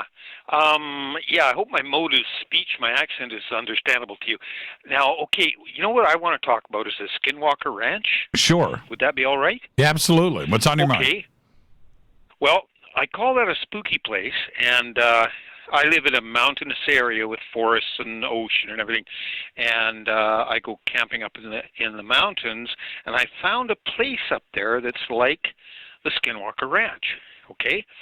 And apparently, I drove through a portal in my truck, and I went up there into the mountains and camped, and encountered an entity up there that they also had at Skinwalker Ranch. And it was a very strange thing at the time. That was be about 2002, and I couldn't tell anybody because it was too strange of a story, right? But then I started wait. Hold on, Jim. Well, you can't move forward without telling us what happened. What did you see? Well, a predator, which is what they call it at Skinwalker Ranch. It's an entity. I think there's many different kinds of entities. Like, I'm into the native culture, and they have classifications and names for all these things, right? Right. And I think there's a whole bunch of different kinds or classifications of these things, and there's cryptids and spirit animals and all this stuff. But the thing I saw up there, like, it was like the predator that they witnessed at the Skinwalker Ranch. So I went searching online for this thing, and I found now 7 other people who have experienced this thing. Because, you experience it. Okay, you encounter it, you interact with it. It's very, very bizarre. What part of BC, Jim? Near Sechelt, north of Vancouver, on the coast, kind of sparsely populated, sort of like an island, and there's a pulp mill here and a few industries, logging, and these mountains I go up into, they're all logged. It's active logging area and all that, so... like near Selma Park and Welcome Beach and Roberta Creek or Roberts Creek, over that area? You're right in the place. That's where it is, yep. Okay. That's the place. Yeah, the forests are really spooky.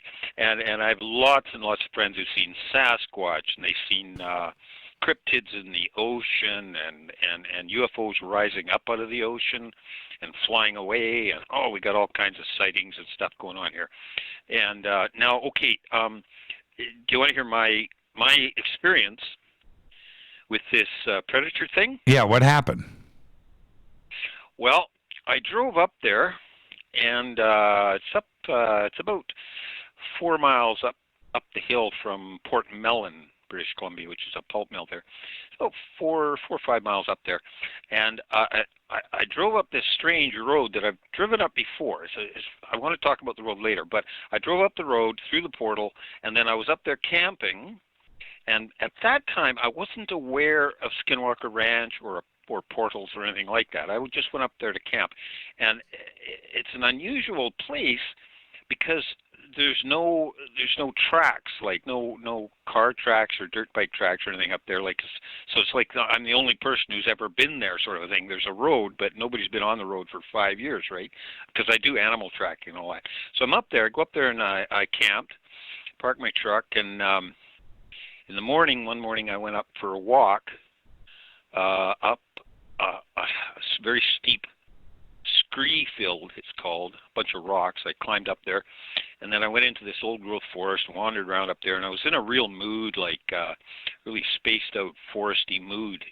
And I wandered around up there for a couple hours in the fog and everything, and I came back towards my truck, and I came down the scree field. By this time, the fog had gone. It was a very clear day, and I walked down the scree field, focusing down at my feet with my walking stick, my hiking stick. And I came down that, and then I arrived on the flat old road right in front of my truck bumper, right? I stopped there, and then I noticed some bushes shaking very close to me, like this is 6 feet away from me. These bushes were all shaking, right? And I thought, there's a squirrel in there, or a little small animal, a little bird or something shaking these branches, right? So I stepped forward and I took my hiking stick, which is a very stout, inch and a half diameter stick, and I jabbed it into the bushes, right? And then all of a sudden the bushes started shaking in a big circle, like a 2-foot diameter circle. Everything was just shaking and vibrating, and making a noise and everything. And then this circle of shaking vegetation took off up this hill, and this was a very steep bank. It was like at the angle of repose of soil, right? It was very steep. And this thing went up this bank at a tremendous speed, like a very fast running speed, probably as fast as a human could possibly run, but it was going up this really steep bank. And it disturbed the vegetation as it went. See, this is what I thought it was at the time was an invisible Sasquatch, because this predator critter, if you can read up on it, look it up on the internet. It's invisible. It's bipedal. It's quite tall. It likes to run. It runs fast. It likes to scare people, but it can't hurt anybody. This is what I've derived from all the stories I've heard. But this thing ran away from me up this very steep bank, and I'm looking into the hole it made in the vegetation, and I'm peering into this hole thinking, what's in there? But there's nothing there. There's a hole, but there's nothing in the hole. And that's exactly what this other hunter guy said, who encountered the same thing. It ran right past him in the forest, and he said this hole in the forest came running at him and went like right beside him and right past him, and he looked in the hole, and there was nothing in the hole. How big? How big? You said it was almost like a Sasquatch. So I'm imagining something 6, 7, 8 feet tall. Well, yeah, I'd say 7 probably. Wow. You know, it's taller than a human, and it runs really fast. Okay, and I've heard accounts of this in the Alps in Europe. I have 2 more accounts in British Columbia, and there's accounts from Skinwalker Ranch. You see, what happened at Skinwalker is a bunch of scientists were standing around near a lake, and this thing walked right through the middle of a group of people, and all their hair stood on end. It walked right through the group, and then down into the lake, and they saw it displace the water in the lake as it walked into the lake. And these are scientists, right? I'm a science guy myself, and they're looking at this, and they just had no idea what it was, right? So it's the same with these other people who've seen it. And one woman encountered one in British Columbia. She said, like me, she thought it was an invisible Sasquatch. So that's the size of the thing, and it's bipedal, and it runs fast. It always seems to want to run fast, and if you run away from it, it'll chase you, right? But in my case, I stepped right up to it and poked it with a stick. Right. Did it make any noise? It made noise. The bushes made noise, but it itself did not make a noise. But the funny thing is, apparently, I poked the thing, and it ran away from me.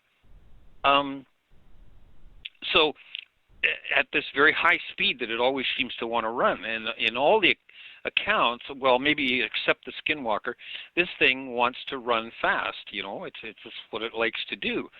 Now, so what happened next, though? Did you chase it? Did it just, or you said you ran after it? Later, I climbed up that bank looking for tracks, because I do animal tracking as well. And I climbed up that bank, which was very difficult. I had to use my stick and, make my way up this very steep bank. And I could not find any tracks. No. And it, I don't know, I don't know where it went, but it took off. But the thing is, there's all these similar accounts, right? And but the thing, then I began to put things together, right? And I realized later that I had passed through a portal every time I went up to this place. I went up there probably 4 or 5 times. I drove up this particular road. And Jim, before we run out of time, because we're going to be headed towards a break here in just a second, what makes you think it was a portal? Okay, well, because I drove up a road that is not there. It's not on any map. It's not on Google Earth. I asked all my friends. I got all kinds of friends who go up in the mountains. They're loggers and hikers and bird watchers. And we're all over these roads and mountains around here all the time, right? We know all the roads. And I went asking people if they had ever been up that road on the right-hand side of McNair Creek Valley. And everybody says, well, there's no road up there. It's just like almost vertical rock and all this stuff, right? And I can see it on Google Earth, but you can't find the road. So I went up this road at least 4 times. I drove up this road, but there is no road. I've been back looking for the road when I got a better 4-wheel drive vehicle. I went over there looking for the road, could not find it. I spent 2 or 3 days looking all over for this road, could never find it. Was it west of Seashelt, like Secret Cove, or was it over by Port Mellon? The other way. Yeah, by Port Mellon? Very close to Port Mellon. It's right above Port Mellon, straight up the hill from Port Mellon. Huh. Yeah, and I've given out the location in detail because if anybody's interested in investigating another spooky place, there is a spooky place, man. Now, the reason I think I went through a portal is because, well, the one reason is nobody else knows of that road, and it's not on any maps. But another reason is when I was driving up the road, I kind of came around a bend going uphill, and then up fairly steep uphill. Then I'd look up ahead, and the road would get even steeper, like impossibly steep. So I just put the pedal to the metal on the pickup, and just went roaring. And then I would be hanging from the steering wheel. It's so steep that I was pulling myself up by the steering wheel, trying to see over the hood, but I couldn't see over the hood. This happened 3 times. I'm trying to see over the hood. I could not see over the hood. I'm looking at the sky with the engine roaring, and I go up, and for maybe 10 seconds, I cannot see the road. And then it kind of begins to level out, and then I can see again. Now that is the point where I'm pretty sure I must have passed through a portal, because the road apparently does not exist. Okay. When was the last time? Yeah, I got to head towards a break here, Jim, and I want to thank you for the phone call. When was the last time you were up there?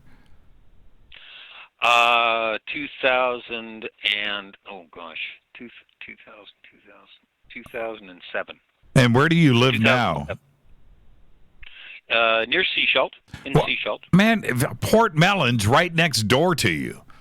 Why don't you go up there this weekend? Go up there this weekend. 30 kilometers. What's that? It was 25 miles from my place around on the highway. Yeah. So we don't usually go over that far, when I go up in the bush camping and hiking and stuff. I don't usually go over that far, just a few times. I've just been over there a few times. Well, you should do a road trip and then report back to us, because if you have found a portal, you need to, let's see if you can repeat what had happened and then come back and talk to us about it. I did the same thing, but when I went back, I couldn't find it, right? But yes, well, that's the thing. I went looking for it twice. Yeah. And could not find it. I drove all over the place. It's not that big of an area either. No, it's not. It's not. And, you know how many roads? I could see the whole. You know how many roads go out of Port Mellon? Like 2. Going north, right? So you need to go back and find that for us and report back, Jim. Okay, if I ever get through the portal again, I don't know if I'll get back out again. I know, right? Right. Well, you know what? I'll be able to say, well, Jim, his last phone call was with us on this show. Yeah, now he's gone. Now he's gone. You know what, though? There's intent involved, because the first time I went up there, I was looking for this place where a friend of mine saw a Sasquatch. My friend described to me where he saw the Sasquatch, and I thought, I'll go camping up there, right? And I had this intent of getting to this place where there were Sasquatch, right? Right. And there's something to do with the intent. 100%. And other people say this too. 100%. And the same thing happens with UFOs. It's the same thing. It's all about intent.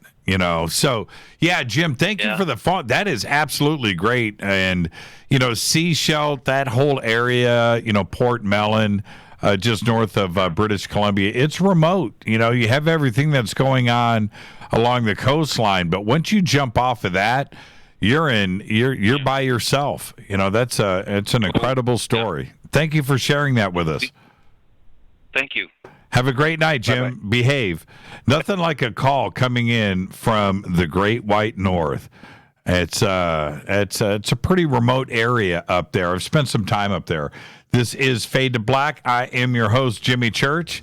All right, more of your phone calls are next. After this short break, it is Thursday night. It is Fadernight. Open lines all night long. 747-228 2051. I'll be right back. Stay with us. Hi, everybody. This is Rob Halford, the Metal Guard, on JimmyChurchRadio.com. This is KGRA Digital Broadcasting Station, Salt Lake City, Utah, Van Buren, Arkansas. Poor water quality is a major health issue, and it's only getting worse. Municipalities can't keep up, standards have dropped, and pollutants are increasing. Where does it all end? It ends by keeping the pollutants outside of your home with HydroCare's advanced systems available at Wave Home Solutions. No less than the best purification materials and processes have been developed by HydroCare to provide you with healthy, clean water for drinking, cooking, and showering. HydroCare far surpasses the competition in removing chlorine, odors, iron, lead, chemicals, limescale, and much more. Don't settle for less when it comes to your water. We'll take care of the toughest water problems for you, whether it's from a city or well source. Satisfaction guaranteed. For more information, call 888-997-WAVE. That's 888-997-WAVE. Or go to bestwater123.com. That's bestwater123.com. Wave Home Solutions for a healthy, comfortable home.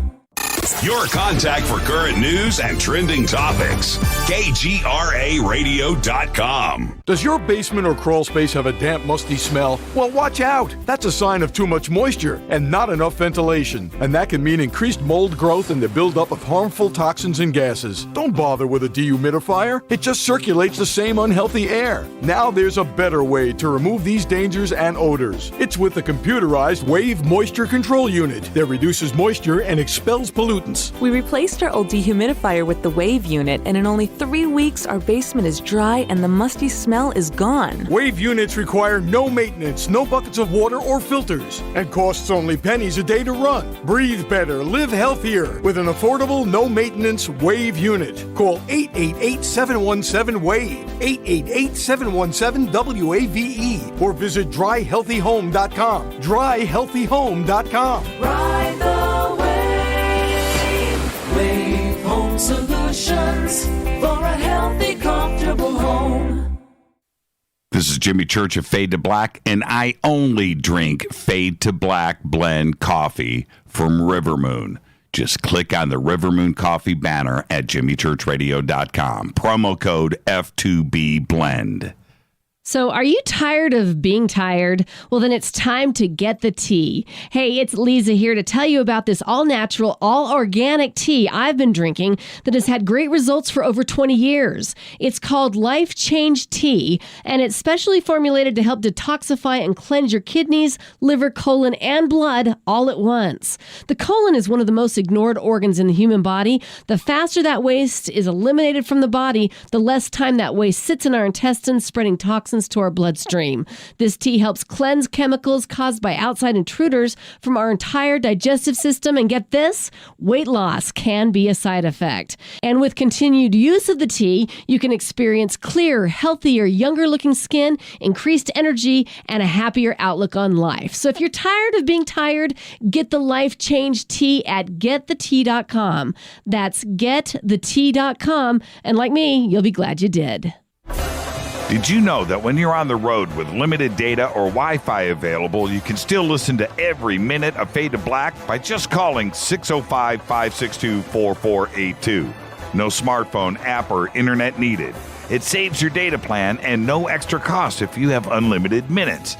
Just call 605-562-4482. You can listen to me, Jimmy Church, on any phone, anytime, anywhere. Go Beckley Tappy.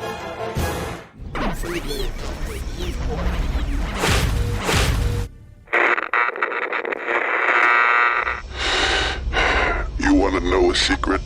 I love ponies. I really love ponies. I'm serious. I couldn't stay sane without ponies to brush. Why Fade to Black? Because you never got that pony, damn it. This is Fade to Black with Jimmy Church on the Game Changer Radio Network and KGRA, the Global Radio Alliance.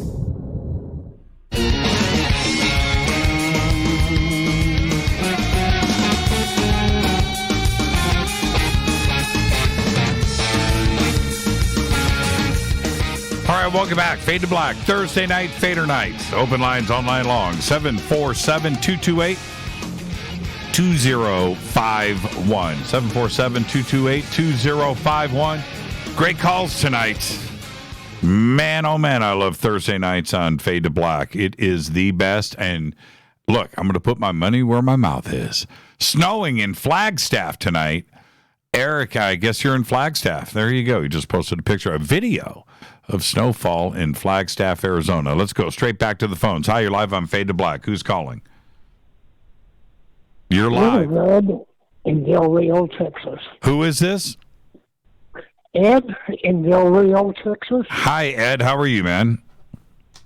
I'm doing great, Jimmy. I'm enjoying your program as usual. I just wanted to say that I'm relatively new to your program, but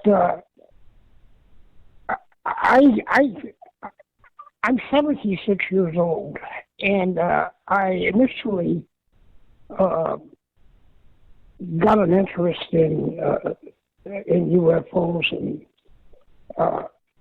UFO phenomenon back in the 60s when I read Eric von Daniken's book, Chariot of the Gods. Sure. And ever since then, I've had an undying interest in ufology and, I've always been interested in history and archaeology.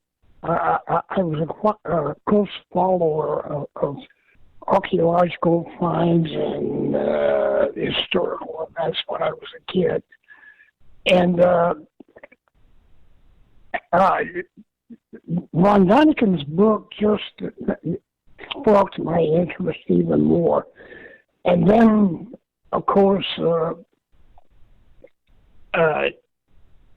Ancient Aliens came along on television, and I'm not much of a television watcher, but I was fascinated by the program.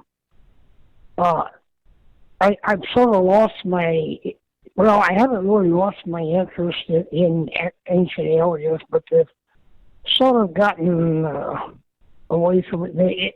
I think the course of the program is changing a little bit. But, well, let me ask you this, Ed, if I may. You're 76 years old, right? You read Chariots of the Gods in 1968, 1969, and you're interested in history and the UFO subject. At that point in the late 60s, did you think that you would be talking to me in 2019 on the radio about the subject and not have the government talk about UFOs yet? Did you really think that 50 years would go by and no confirmation from the government or UFOs showing up in the sky? Pretty crazy, right? It is pretty crazy. You know, in the late 60s, I was just getting out of the Army. I'd been in Vietnam. And I've seen a lot of stuff, and I've seen a few things that perhaps to me were strange and unexplainable. I'm not going to go into details at this time, but I can tell you one thing. Up until a few years ago, I went to Yosemite every summer for a week and camped out. Crazy stuff going on up there. Yeah, no doubt. Uh-huh. Oh, yeah. Yes. That's the real Very deal. Definitely. Yeah, Yosemite is the real deal.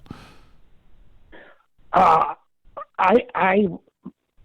my cousin's been going up there for about 30-odd years. I was living in California in the 80s and 90s, and I started going up there myself, like I said, every summer. And we would sit out at night and get back in our lawn chairs, lay flat, and watch the sky all night. Of course, in the meantime, we were also shooting the bears off. Yeah, right. Well, you know, this that's how we would spend our nights, you know. What do you at this point, you're not that much older than I am, but what is really great for you being 76 is you have seen a lot in your life, and I'm not quite there yet, but I certainly know that there is something going on. And for you, when you go to Yosemite, you're reading books, you're out there asking questions. Ultimately, Ed, what do you think is happening right now? Are we being visited? Is the government holding back information? Are you frustrated? I have no doubt about it. And I'm reaching a point of frustration. I'm sick and tired of your lies. I know, right? I'm going to put it bluntly. Right. Because personally, I know better. I feel that I know better. And that's why you called into this show, Ed. And are you ever going to get out to? Are you ever going to get out to a conference where you and I can sit down and talk one day? I was thinking about the conference in the desert next month. I mean, there's one coming up soon. In May, is it? Yeah, in May. Contact in the Desert. Yeah, out in Palm Springs. Palm Springs. Yeah, man. I'm moving to Albuquerque later this month. Health reasons. I love the climate over there. And I don't know if I'll be able to make it out to the West Coast in May, but I'm going to try like heck to do it. Well, and then right after that is our Soul Tech conference up in Colorado. And if you're going to be in Albuquerque, it's not that far from you. That's even closer. Well, yes, it is. When would that be? That's July 4th weekend. Whoa. I know, right? Okay. All right. Yeah. Hey, Ed. Sounds great. Ed, do me a favor. Enjoy the rest of your night, okay? Enjoy the rest of your night and have a great weekend.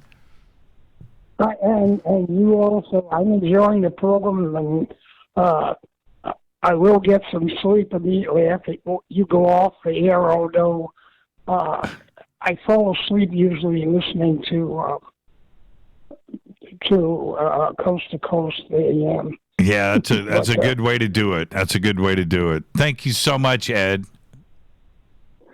You take it easy and keep plugging at it. I love it. Thank you. No, you keep plugging at it, young man. Okay?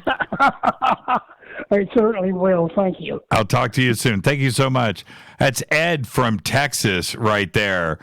And 76 years young and still trying to get those questions answered. And I really, really appreciate that phone call, Ed. Thank you so much. And let's stay on these phones here. Hi, you're live on Fade to Black. Who's calling? This is Brittany Lindsay from British Columbia. Hi, Brittany Lindsay from British Columbia. That's a mouthful.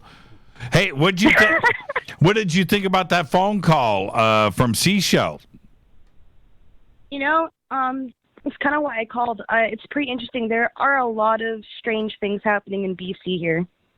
I would totally agree. I had a really weird experience in the summertime, so I thought I'd share it with you. Yeah, what happened, Brittany? Well, basically, me and my wife, we moved into an area of Powell River here where there's a lot of dense forest. There's about 50 acres of forest right behind our house. Right. And there's lots of bears and wildlife. So we went for a walk in the forest, and I've been studying Sasquatch for some years, and I was really a big fan of Lloyd Pye's work.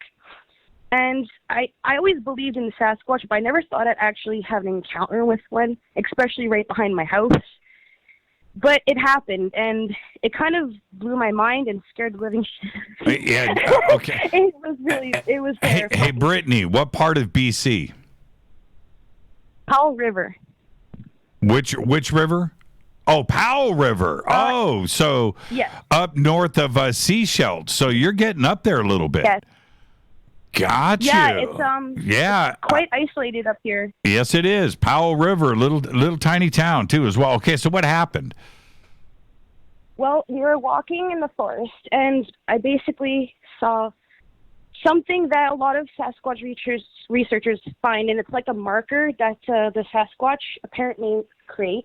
They take large trees and make a teepee formation out of it. Right. And we were walking along the path, and we saw this teepee formation, and it was made out of these huge trees, like no human being could have done it. It was pretty big. And there's no, logging or anything going down on this forest. It's very dense woods. No one goes down there. Right. And so when I saw that, I knew right away what that was. And I was like, okay, maybe we should turn back. It doesn't really feel right. Right. And then we looked, and the whole pathway is completely blocked off by these giant trees. There's just no way of getting through. So my wife and my friend were just standing there. And then I heard this rustling in the bushes right in front of me, like 3 feet away from me. And Shut up. I kind of stood there, like, thinking that maybe it might have been a cougar or a bear, because we get tons of those here. Right. I can't even believe it. A Sasquatch creature stood up right in front of me, and he must have been about 8-9 feet tall. And he was not a dark brown, but more of a lighter amber-colored Sasquatch. And he just looked right at me, and I booked it. I was 2 months pregnant with our daughter, so I guess instinctively I want to get the heck out of there. Right. But we've been back through there, and the teepee formation has been taken down. The pathway is still blocked, and yeah, no one really goes in there anymore. Wow, that is crazy. I mean, I'm serious too. That's pretty nuts. Now, what about your wife and your friend? There was 3 of you, right, that were there. Yes. Did they see anything? Yes. Yes. Wow. Yeah. How long ago was this? That was just last summer. Wow. And you went back up there. The TP is down, but you're crazy enough to go back, which I got to give you credit for. Oh, I was just, like, when you run away from something like that, you kind of regret it after. Totally. You just instinctively kind of get out of there. I wanted to go and see, like, just to confirm. And of course, the obvious question, you didn't take a picture. No, I didn't. Yeah, no, I know. I know. Wow, that is just when it nuts. happens so quick. I know. I know. Same thing with me. Thank you for sharing that with us. And Seashell, Powell River, when you get that far up, first off, Vancouver, people think it's a big city. It's not. I mean, it's nice and it's good, but and once you get outside of Vancouver, the next biggest city over there is like Vancouver, North Vancouver, right? Yeah. But it's not Kelowna, or you know what I mean? These are very, very, very small, remote communities. Yes, it is. I mean, in order to get to Powell River, you have to take an hour ferry ride, drive 2 hours, and then take another ferry ride. That's right. So it's so hard to get here. Wow, that is incredible. Thank you. Hey, Brittany, be safe and do me. Can you get back up there? Do you still live up there? Yeah, it's literally just like a 2-minute walk in the back of my house. Wow. What about Goat Island? Have you ever been up there? I haven't been there, but I've heard some pretty surreal things about that. Yeah, I've heard things about Goat Island too. And if you live right there, yeah. Okay, so we've got our remote producer, Brittany, up in Powell River up there seeking Sasquatch. Have your camera ready though. You've got to. I will this time. Thank you so much, Brittany. Enjoy the rest of your night and weekend. You too. Thank you very much. Yeah, thank you so much. What great phone calls tonight here on Fade to Black. It is Fadernight, 747-228-2051. Thank you for that phone call, Brittany, and go up there and get it done. Hi, you're live on Fade to Black. Who's calling? Good evening, Mr. Church. My name is Sir Mark Brubeck. Sir Mark Brubeck. Yes, sir. What do you do? Well, many things, but the reason why I called in this evening is because of so many people having respect for you, including myself, and all the great topics that you have, that I wanted to share with you. Maybe I could pick your brain sometime about this book I have that was written by the founder of the Bavarian Illuminati. Okay, which book is that? Diogenes' Lamp. You've got that. Okay, so have you read the whole thing? I helped put it out. Oh, you helped put it out. Oh, when you say my book, you literally mean my book. Yeah, I mean, it's Dr. Weisstoff's book, to be sure, brother, but at the same time, yeah, I paid some money for a translator, and it was what seemed to be the first time in history that his work was translated into English. Oh, very cool. Very cool. So what do you want to talk about? Well, I'm up against a brick wall and confused at the fact that it seems to have millions of hits and in movies and blogs and on YouTube and books and talked about in all our circles and the different communities, and yet I have this book which I've been trying to reprint. I don't know if did you get the Masonic Book Club edition? Do I? I'd have to go back and look. I'd have to go back and I guess look. that was the only one that came out, so it probably was the blue leather gold embossed cover, but it's been incredibly difficult to even find anyone interested in putting it out, maybe as a paperback. And seeing as though it's in all these Masonic libraries, right? And I would like it for the average person, to be able to read it. Get a hold of Richard Dolan. That's it. Reach out to him and tell him you've got it ready to go. You've got the rights to it, and it's been translated? Yes. Yeah, I own the translation. Okay, get a hold of Richard Dolan. And if it's ready to go, and you can just tell Richard, you can write him, Keyhole Publishing at, I think it's at Gmail, but you can go to his website and Richard Dolan Press, and just tell him you were just on Fade to Black, and Jimmy said to contact you. And tell him what you got. That's what I would do. He's cool.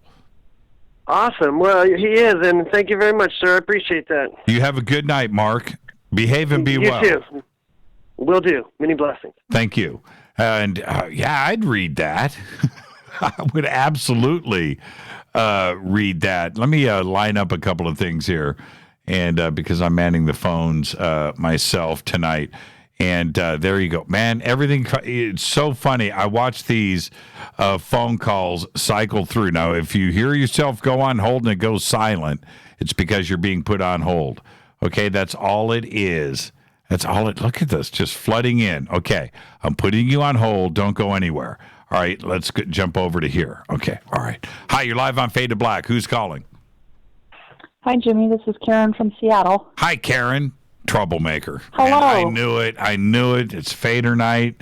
Karen's going to call in and cause trouble. How you doing? What do you think about all these calls coming in from Vancouver tonight, British Columbia? Seashell. Yeah, we are awash in Sasquatch in this part of the continent, let me tell you. Say that 3 times really fast. I will not, because I'll mess that up. I know, right? What's on your mind tonight, Karen? Well, if you don't mind, I would like to finish the story that I started about my experience last week. Karen, it's all you. I will refresh you. Okay, no, it's okay. So we've got 6 minutes. Can you get it done in 6 minutes? I can do anything. Okay. So last week I had told you about, when I was a little girl, saw that red ship outside my door. Yep. Or outside our house door, right? Okay, and Daddy, please don't let them find me. Please don't let them find me. Yep. Okay, so yep. That memory, every single morning when I woke up for the next 53 years, nothing else ever happened. 53 years, it's the first thing I think of every single morning. Sure. It doesn't change. None of the details change. It's the exact same thing every single day. Fine. Last August, and you remember August in the Pacific Northwest, it was smoky and hot, and there was no sleeping, and it's hard for me to wake up in the morning anyway. I need like 2 nuclear bombs and a hand grenade to get up out of the bed. Right. So I don't wake up easily. So on this August morning, I'm sleeping. It was a weekend.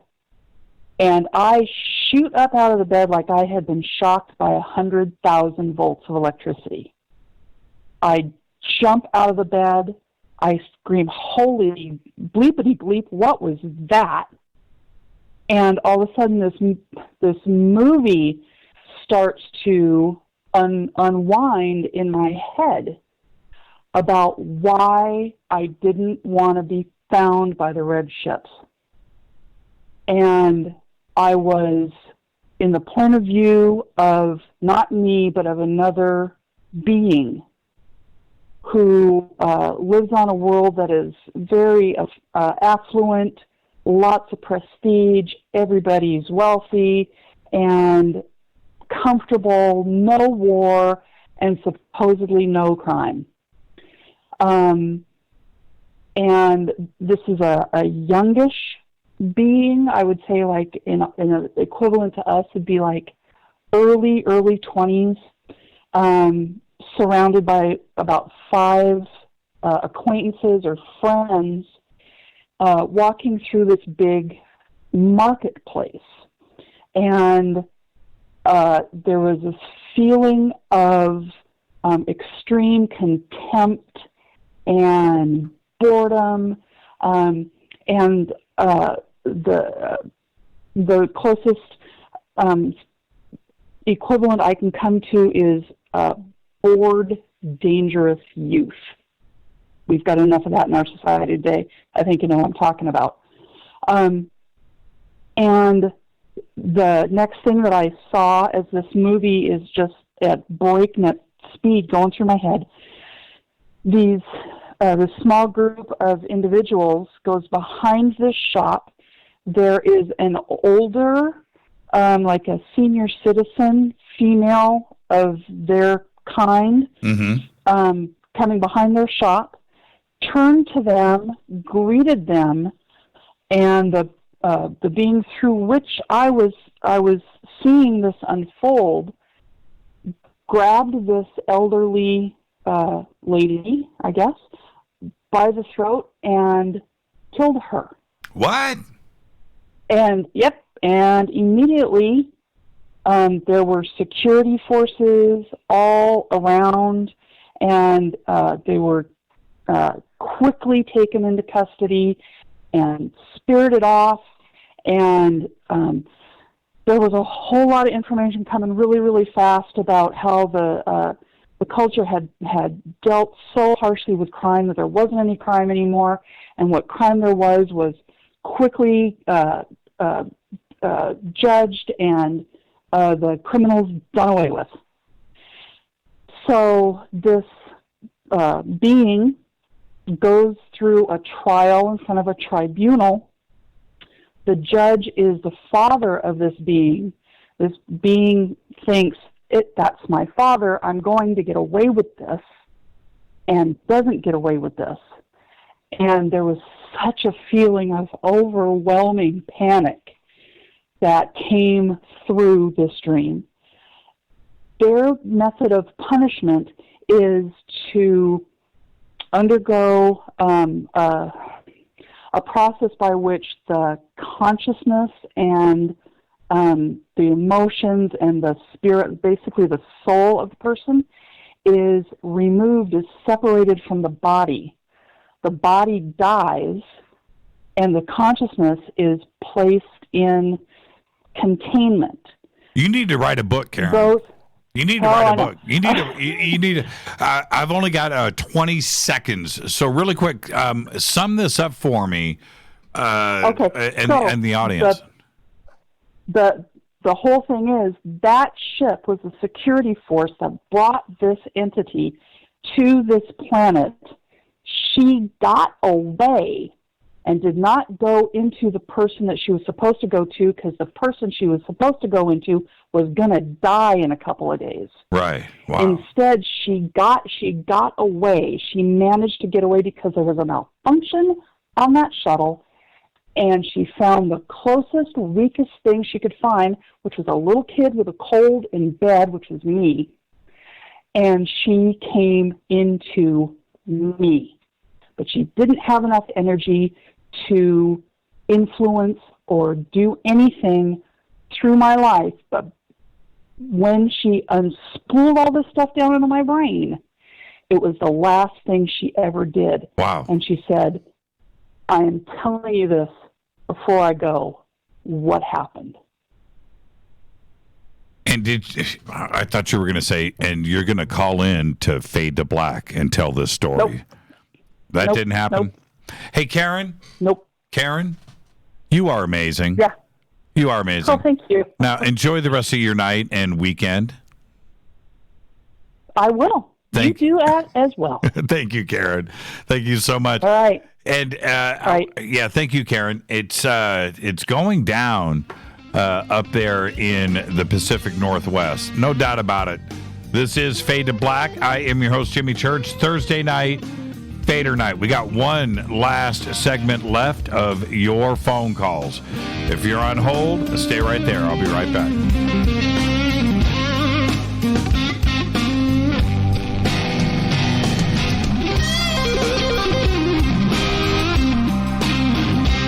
Putting you on hold. Stay right there.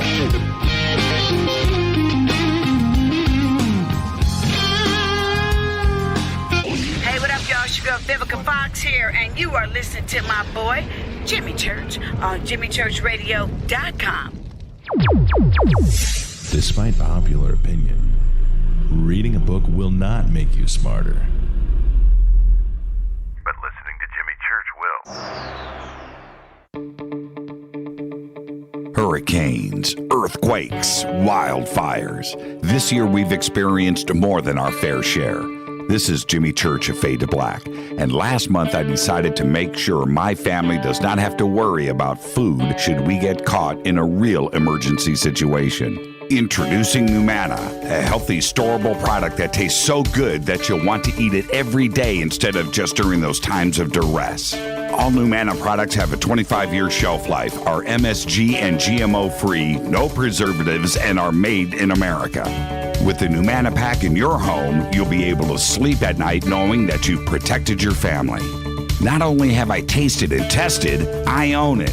Now you can too. Just click on the Numana banner on JimmyChurchRadio.com and use the promo code Jimmy when you order. In addition to a discount, we'll send you an autographed Fade to Black t-shirt. Seriously, go Beckley Teppy. This is Jimmy Church of Fade to Black, and I take Life Change Tea supplements every single day. It's what I do. Click on their banner at JimmyChurchRadio.com. When you take the beans from Central America with dashes of Indonesian and African mixed in and then roasted to the dark side of Fade to Black, you create the ultimate brew of fringe.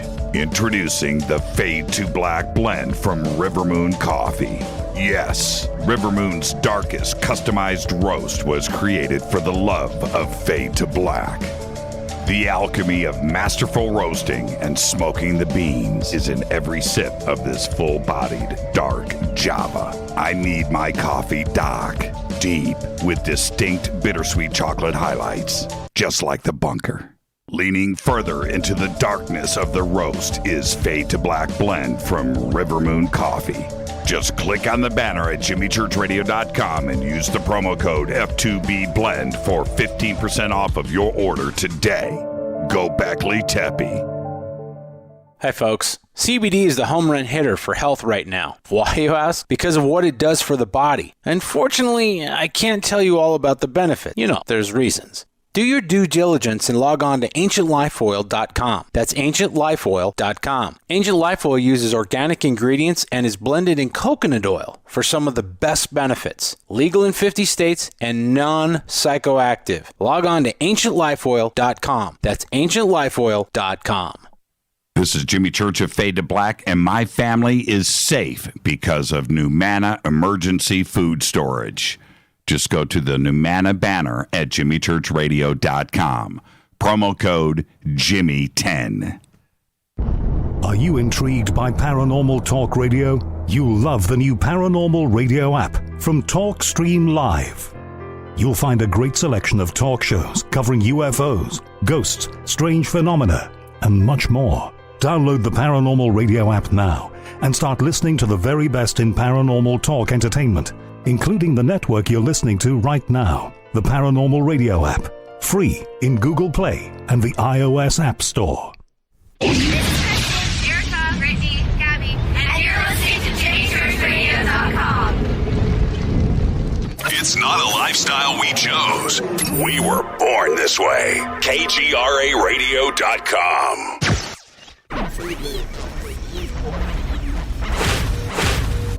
This is KJCR at JimmyChurchRadio.com.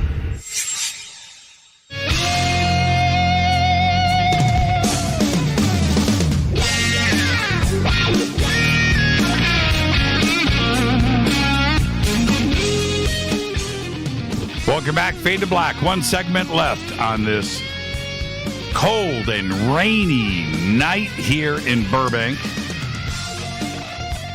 Fadernight, best night of the week. Let's go straight back to the phones. Hi, you're live on Fade to Black. Who's calling? Hey, this is Randy from Buffalo, New York. Hey, Randy from Buffalo, New York. How are you, man? I'm good. How are you? It's Thursday night, man. It's the best night of the week. What do you think, Randy? Hell yeah. Hey, I just had a couple things I wanted to throw your way and see what you thought. So I hear a lot about artificial intelligence. And as you probably know, Elon Musk recently has been talking about that. Yep. Yeah, so he's talking about how he feared it at first, but now he feels like if you can't beat it, join it. I would say that is the case. What? Yeah. You know, when you go back, we'll get to your second point in just a second, but dealing with this, if you go back and check out some of his statements and interviews that he has done, he didn't do it just once. He did it quite a few times. He looked like he was panicked. Right? He had he was like, he had turned white when he was talking about artificial intelligence. And we're talking about a guy that is in a position of high technology. He owns technology companies. He comes from a technology background. And so with all of that, he knows if anybody's going to, have a pretty valued opinion on this, it's Elon Musk, and we need to stop and listen. And so when he scared the crap out of us with his thoughts about artificial intelligence, we listened. And now it seems that, and I agree with you, that he may have flipped a little bit. What made him flip? That's the question that we have to ask ourselves. Why suddenly, he's asking us to heed his warnings, right? And now it seems a little bit different. Is somebody telling him to change his message? What's causing him to flip? I totally agree with you. I think maybe it was that weed that he smoked on Joe Rogan. I don't know. I don't know. What do you think? This segment's right to my other point is, he's now in these inner circles where we can only, wish or dream or wonder what gets said, in these higher echelon levels of individuals in the world. And you look at things like our own government, and we all know the deception is easily, you could see, it's not hard to pick apart that our government's lying, and they obviously are hiding things from us. And let's go back to our old days of why can't we trust that maybe the government might be lying for a good reason, or maybe these things are, the religion, maybe other life, maybe there's something that we can't comprehend. And maybe if we trusted, our religious leaders or our government officials, and we help them by trusting them, and instead of looking at them as the enemy, if we look at them as our protector, our friend, our leaders, at least maybe we can have some kind of a segue to disclosure or something like that. Well, I don't know, Randy. Let's look at the obvious for a second. Elon Musk owns his own space agency. It's like, wait a minute here. So you're right. Who is he exposed to? Who is having conversations with him? That's a scary thought. And not only here in the United States, but from all around this planet. Dude is going to Mars very, very soon. So do we control the narrative? Do we control Musk? Or is he completely on his own, and is he uncontrollable? Well, I would say that, okay, all right. I think that's what we're all hoping for, that we've got a renegade privateer out there that now owns his own space agency, and he is going to be on our side of the fence. This isn't a government-controlled program. Or is it? Is everybody controllable, no matter what you are, at what level? I don't know. I would like to say that Elon is his own man. Started his own, electric car company and bucked Detroit and all of the if you think about it, going up against General Motors is a pretty bold thing to do. Well, he did that. And Tesla is successful no matter what. And now we have SpaceX. Look, let me tell you something, Randy. If you ever get a chance to come out here to L.A., go down to Hawthorne, California, and look at the SpaceX building. You have never seen anything that big in your life. It is take the biggest thing that you've ever seen and times it times 1,000. And you might be somewhere, and I am not exaggerating. That building it's like blocks tall, blocks deep, and blocks long. And you just look at it, and it's high tech and it's beautiful, but somebody owns that, and that guy is Elon Musk. It's crazy. It's crazy. So, can somebody like that be controlled? Well, probably. Probably. But is he being controlled by the harsh truth that there is something we're not ready for, or something that is a threat, or something that's just so scary that even the people who think they're ready, maybe we're not? Well, yes, and that is the obvious question, and I can answer that. When what controls the world? It's very simple. It's money, and it's the banking system. That's it. Underneath the banking system is military and countries.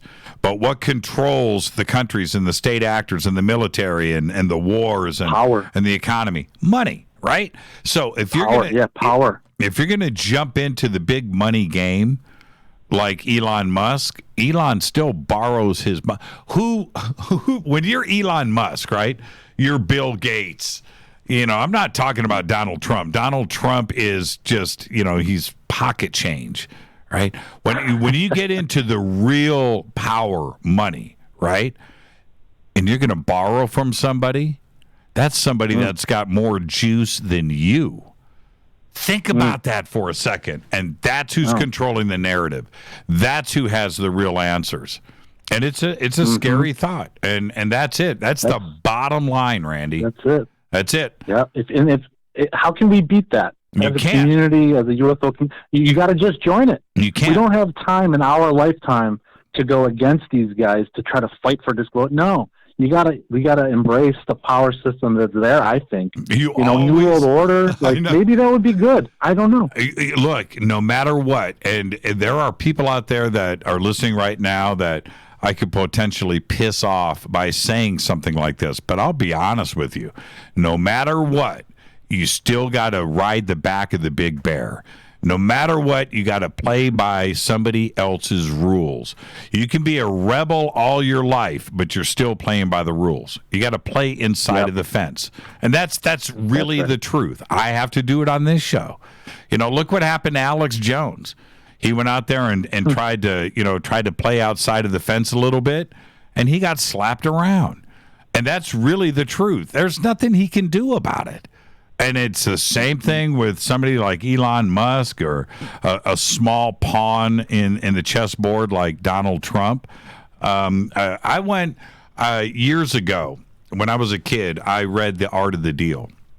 And I looked at Trump, and he's somebody that I've followed all the way along, the thing.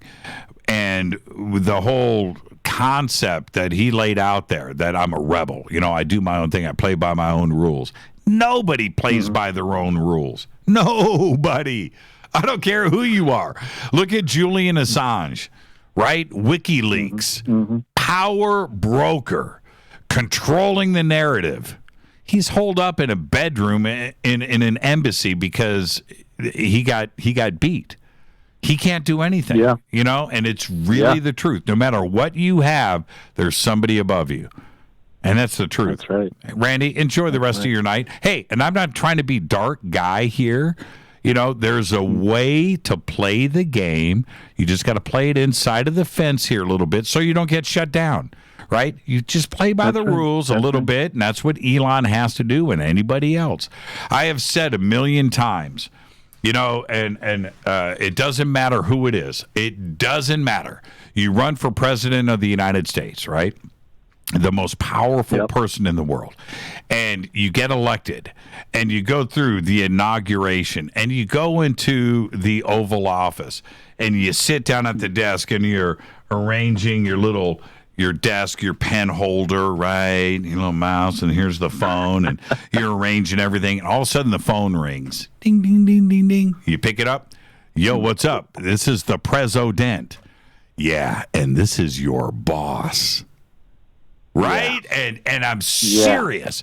Yeah. And you always see the newly elected presidents go into the Oval Office smiling, waving. Hey, no, they come out scared. They come out white, right? They come out ashen. That's what I'm saying. I'm telling you. And it happened to Donald. I'm telling you. That's right. It's a fact. That's right. He said it. He said, it's scary what's out there. You nailed it, man. Oh, man. We're not ready. Enjoy the rest of your night and weekend, Randy. Thank you so much. You too. Thank you. Great phone call right there. Buffalo, New York, Randy. And, I'm trying to get all of these calls in. Let me do this. I'm gonna do this here, right here. And then I've got just a few more. Okay, you know what? I'm going to see if I can get, that's it. That's all I'm putting on hold. Everybody that's on hold, you stay right there, and I'll see if I can get everybody in. Okay, so let's go over here, and let's say the magic words. Hi, you're live on Fade to Black. Who's calling?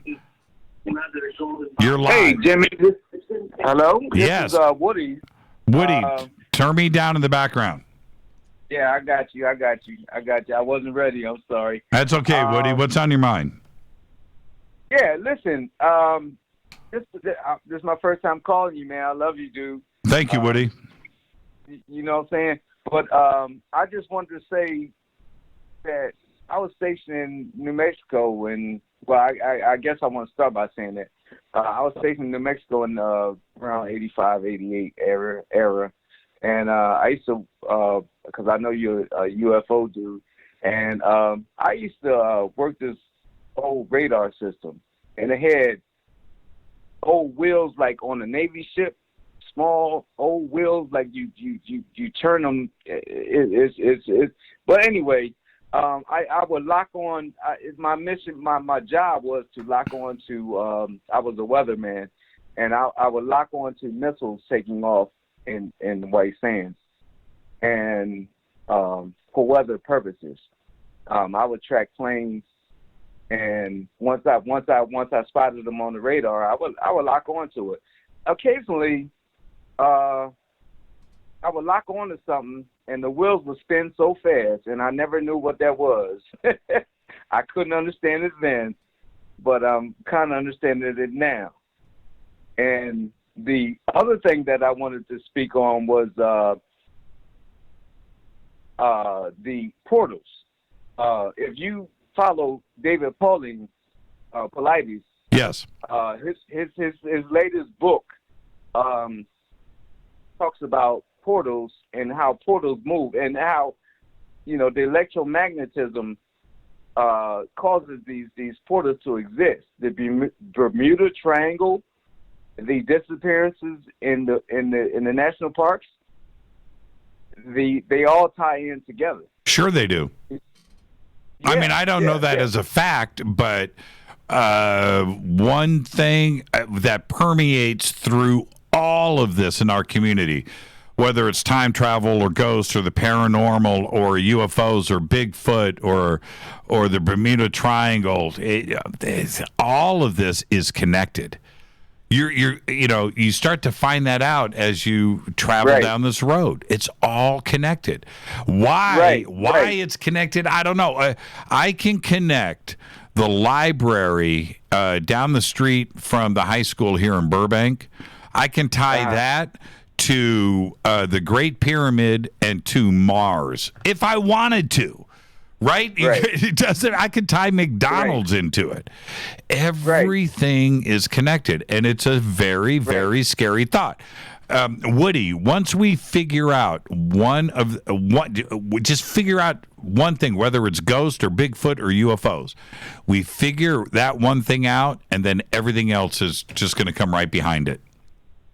Well, this is true, and I cannot wait for that discovery, man. Listen, I appreciate you, man.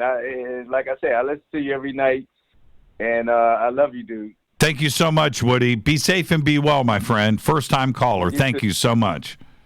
All right. That's a great phone call right there. And you know I love my first time callers. Let's keep it going here. Hi, you're live on Fade to Black. Who's calling? Pasó? Yes, you're live. Señor, ¿cómo está? Who's this? Carlos from Long Beach. Carlos Roman. Hey, man. Whoa. How are you? Very good, very good. I've been waiting for a while, but patiently and happy to hear you, señor. Thank you. Yeah, no, I'm very, very happy and excited to share with you a quick story because I think you guys are about to finish the show, right? Yeah, we're getting pretty close here, Carlos. I got to tell you, that one night that you and I hung out on the air was one of the funnest nights I've ever had on Fade to Black. That was a pretty amazing evening with you.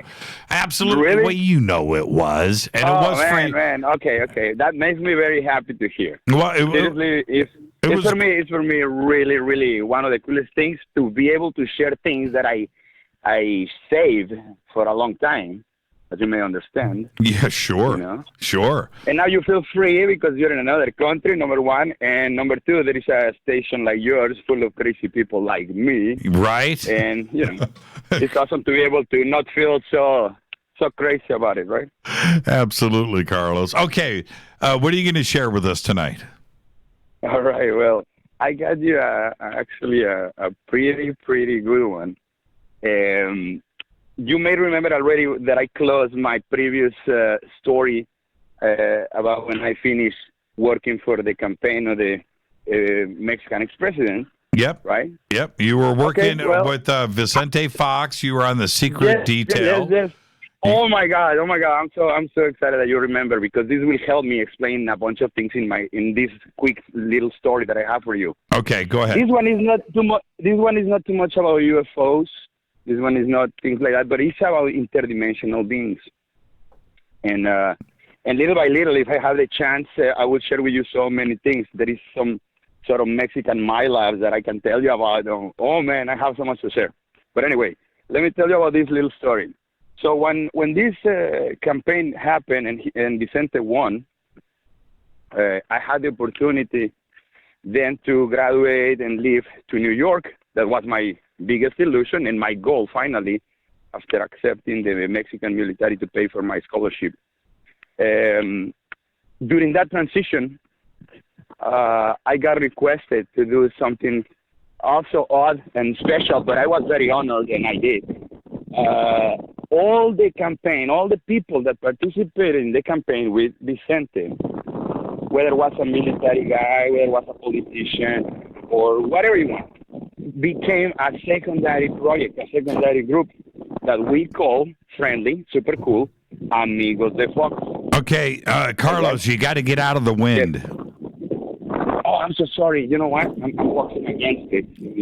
Yeah. I'm at the bike pad. I'm looking for UFOs right now, brother. Yeah, sounds like it. Sounds like you made contact. So it just sounds better like this? Yeah, it does. Okay, so continue because we only have Carlos. I've only got 4 minutes. I got it. Okay. Well, in that transition, these people made me, get with a ton of people that was in every way kind of famous in Mexico. People in the radio, artists, all these people to collaborate in the transition because Vicente won after 70 years from the previous party. So what's going to be a really hard transition. Right. So we try to make everybody like polite, like, hey, get on the air and say the transition needs to be nice, guys. Come on, collaborate. So everybody that was famous did. In those days, I got the opportunity to start hanging out with a guy that was from Mexico. Okay? Who was that? This guy was Juan Ramon Sainz. Okay. This guy was the Jimmy from Mexico. This guy was getting calls all night, people talking about UFOs, but mostly, as you may imagine, because we were in Mexico, it's chupacabra shit. Right. Chupacabras and all that stuff. So, this guy and I became super friends because he was asking me, hey, dude, what's about that you guys went to look for the UFOs and stuff? And I, asking permission, I was released to be able to tell him certain things. So we became very cool friends. Super cool. Like I feel like I have this opportunity with you. I felt with him. So we talk and talk. Here is the thing that I can tell you. This guy one day got a call from a dude from here, from El Monte, California. Right. Right. This guy talked and say a horrible story, man, where he grew up being super poor, right? And he saw so many desperation in his family that he went rogue. He started doing, trying to get in contact with the devil and whatnot. Never happened. He couldn't do it. But he grew up always with this kind of hate and this kind of lust in his body. And then one day, he finally felt that he found some scriptures in Mexico that he could understand after even learning freaking Latin, man. And he made a freaking, how you call this thing? Like a shamanic ritual. Right. And he made contact, dude. He made contact with an entity. And the entity told him, hey, look, first of all, get it together. I'm not a demon. I'm an interdimensional being, and you're freaking up in something, and I'm here. What the hell you want? Like that. Wow. So this guy told him, well, you know what? I'm seeing suffering in my family, and I'm tired of this, and I just wanted to make pact with the devil and la chingada. So this guy was laughing. I can tell you quick two things. The guy was a black gentleman and had black eyes, all of it. No white part on your eyes, right? Right. So this guy told him, look, to be able to really help you with what you want, you actually have to do something for us too. No and he kidding. Explained to him and what was I'm telling you, this guy. And what was it? This guy, a ritual where he had to sacrifice somebody from his own family. Shut up. And don't tell me he did it. Well, you want to hear it? I'm telling you, brother, this guy did it. What? Okay? He did it. And he did it in a magnificent way. He planned everything. He selected for 2 years. He had to think who he was going to do that. And he decided that his grandma, because he was the oldest, right. And he cried and he went nuts for a while, but he finally decided, you know what? She's super ill. Might as well, I'm doing a favor. So he did, man. And what a horrible thing that he cannot describe later. But then, this is what happened. The guy took off thinking, okay, now everybody's going to look for me, right? No, man, no. They called him and say, come home, your grandma passed away. So he went there trying to not even look what he's supposed to have done. And the lady was there just perfectly fine, just, like if she just fell asleep. Right. Wow. Immediately after that, this guy told him, look, you got it, brother. You did what we needed. And now I'm going to have to introduce you to some of my friends. When this guy said that, outside the house of this guy, there was a being that looked like a pig humanoid looking, a bipedal pig attacking his mom. Wow. Right? This guy immediately got, super altercated. All this story that I'm telling you is this guy telling the story to the Jimmy in Mexico. Wow. Brother. Wow. My friend Juan Ramon got so many calls like that one. I can tell you the rest of this story later, but let me tell you about the Juan Ramon. Juan Ramon took me with him to several places because we're quite scary stuff to see. One time we went to, because somebody claimed to have a leg of a witch. Right. So we went to look for it. The guy didn't let me walk into it. This was like a sacred cave or something. And they didn't let me in because I was in military uniform. They let Juan Ramon because he was the famous, guy from Mexico. Right. And the guy, and Juan Ramon came out pale, sweating. I'm like, what the hell, dude? He told me, dude, that thing moved. And it's like a three-finger thing. And he's moving. It's like he's still alive. Hey, Carlos. But it looks like Carlos, yes. Do me a favor. I'm at the end of the show. You gotta call. You gotta call in next Thursday, and we'll spend a full segment talking. And I want to hear what he saw in that cave. Well, Juan Ramon came to El Monte to look for that guy. Okay, that's what you're going to do. On Thursday, you're going to on Thursday, I'm going to tell you what happened. Yes. Man. On Thursday, I'm going to tell you what happened. Carlos, you're the best, man. Yeah? You're the best. Be safe out there. I love you guys. Go find some UFOs. I'm going back home, man. It's getting cold again. All right, brother. Thank you, Carlos. Wow. What a night on Fade to Black. perfect evening. Perfect. This is Fade to Black. I'm your host, Jimmy Church. Another Thursday night, Fadernight in the can. Fade to Black's executive producers, Rita Camarion. Shows produced by Hilton J. Palm, Renee, Dennis, and Bob. Announcers are Steve Harder, Gene Vitoa, Mark D. Kovar. Webmaster is Drew the Geek. Music, Doug Aldridge. Intro, Spaceboy, spaceboymusic.com. Fade to Black is produced by KJCR for the Game Changer Network, and syndication is KGRA The Planet. This broadcast owned and copyrighted 2019 by Fade to Black and the Game Changer Network. It cannot be rebroadcast, downloaded, copied, or used anywhere in the known universe without written permission from Fade to Black or the Game Changer Network. This show tonight is dedicated to our dog, Portia, who left this earth earlier today. Portia, we love you. I'm your host, Jimmy Church. Follow me on Twitter at JChurchRadio. Everybody be safe. Go Beckley Tappy.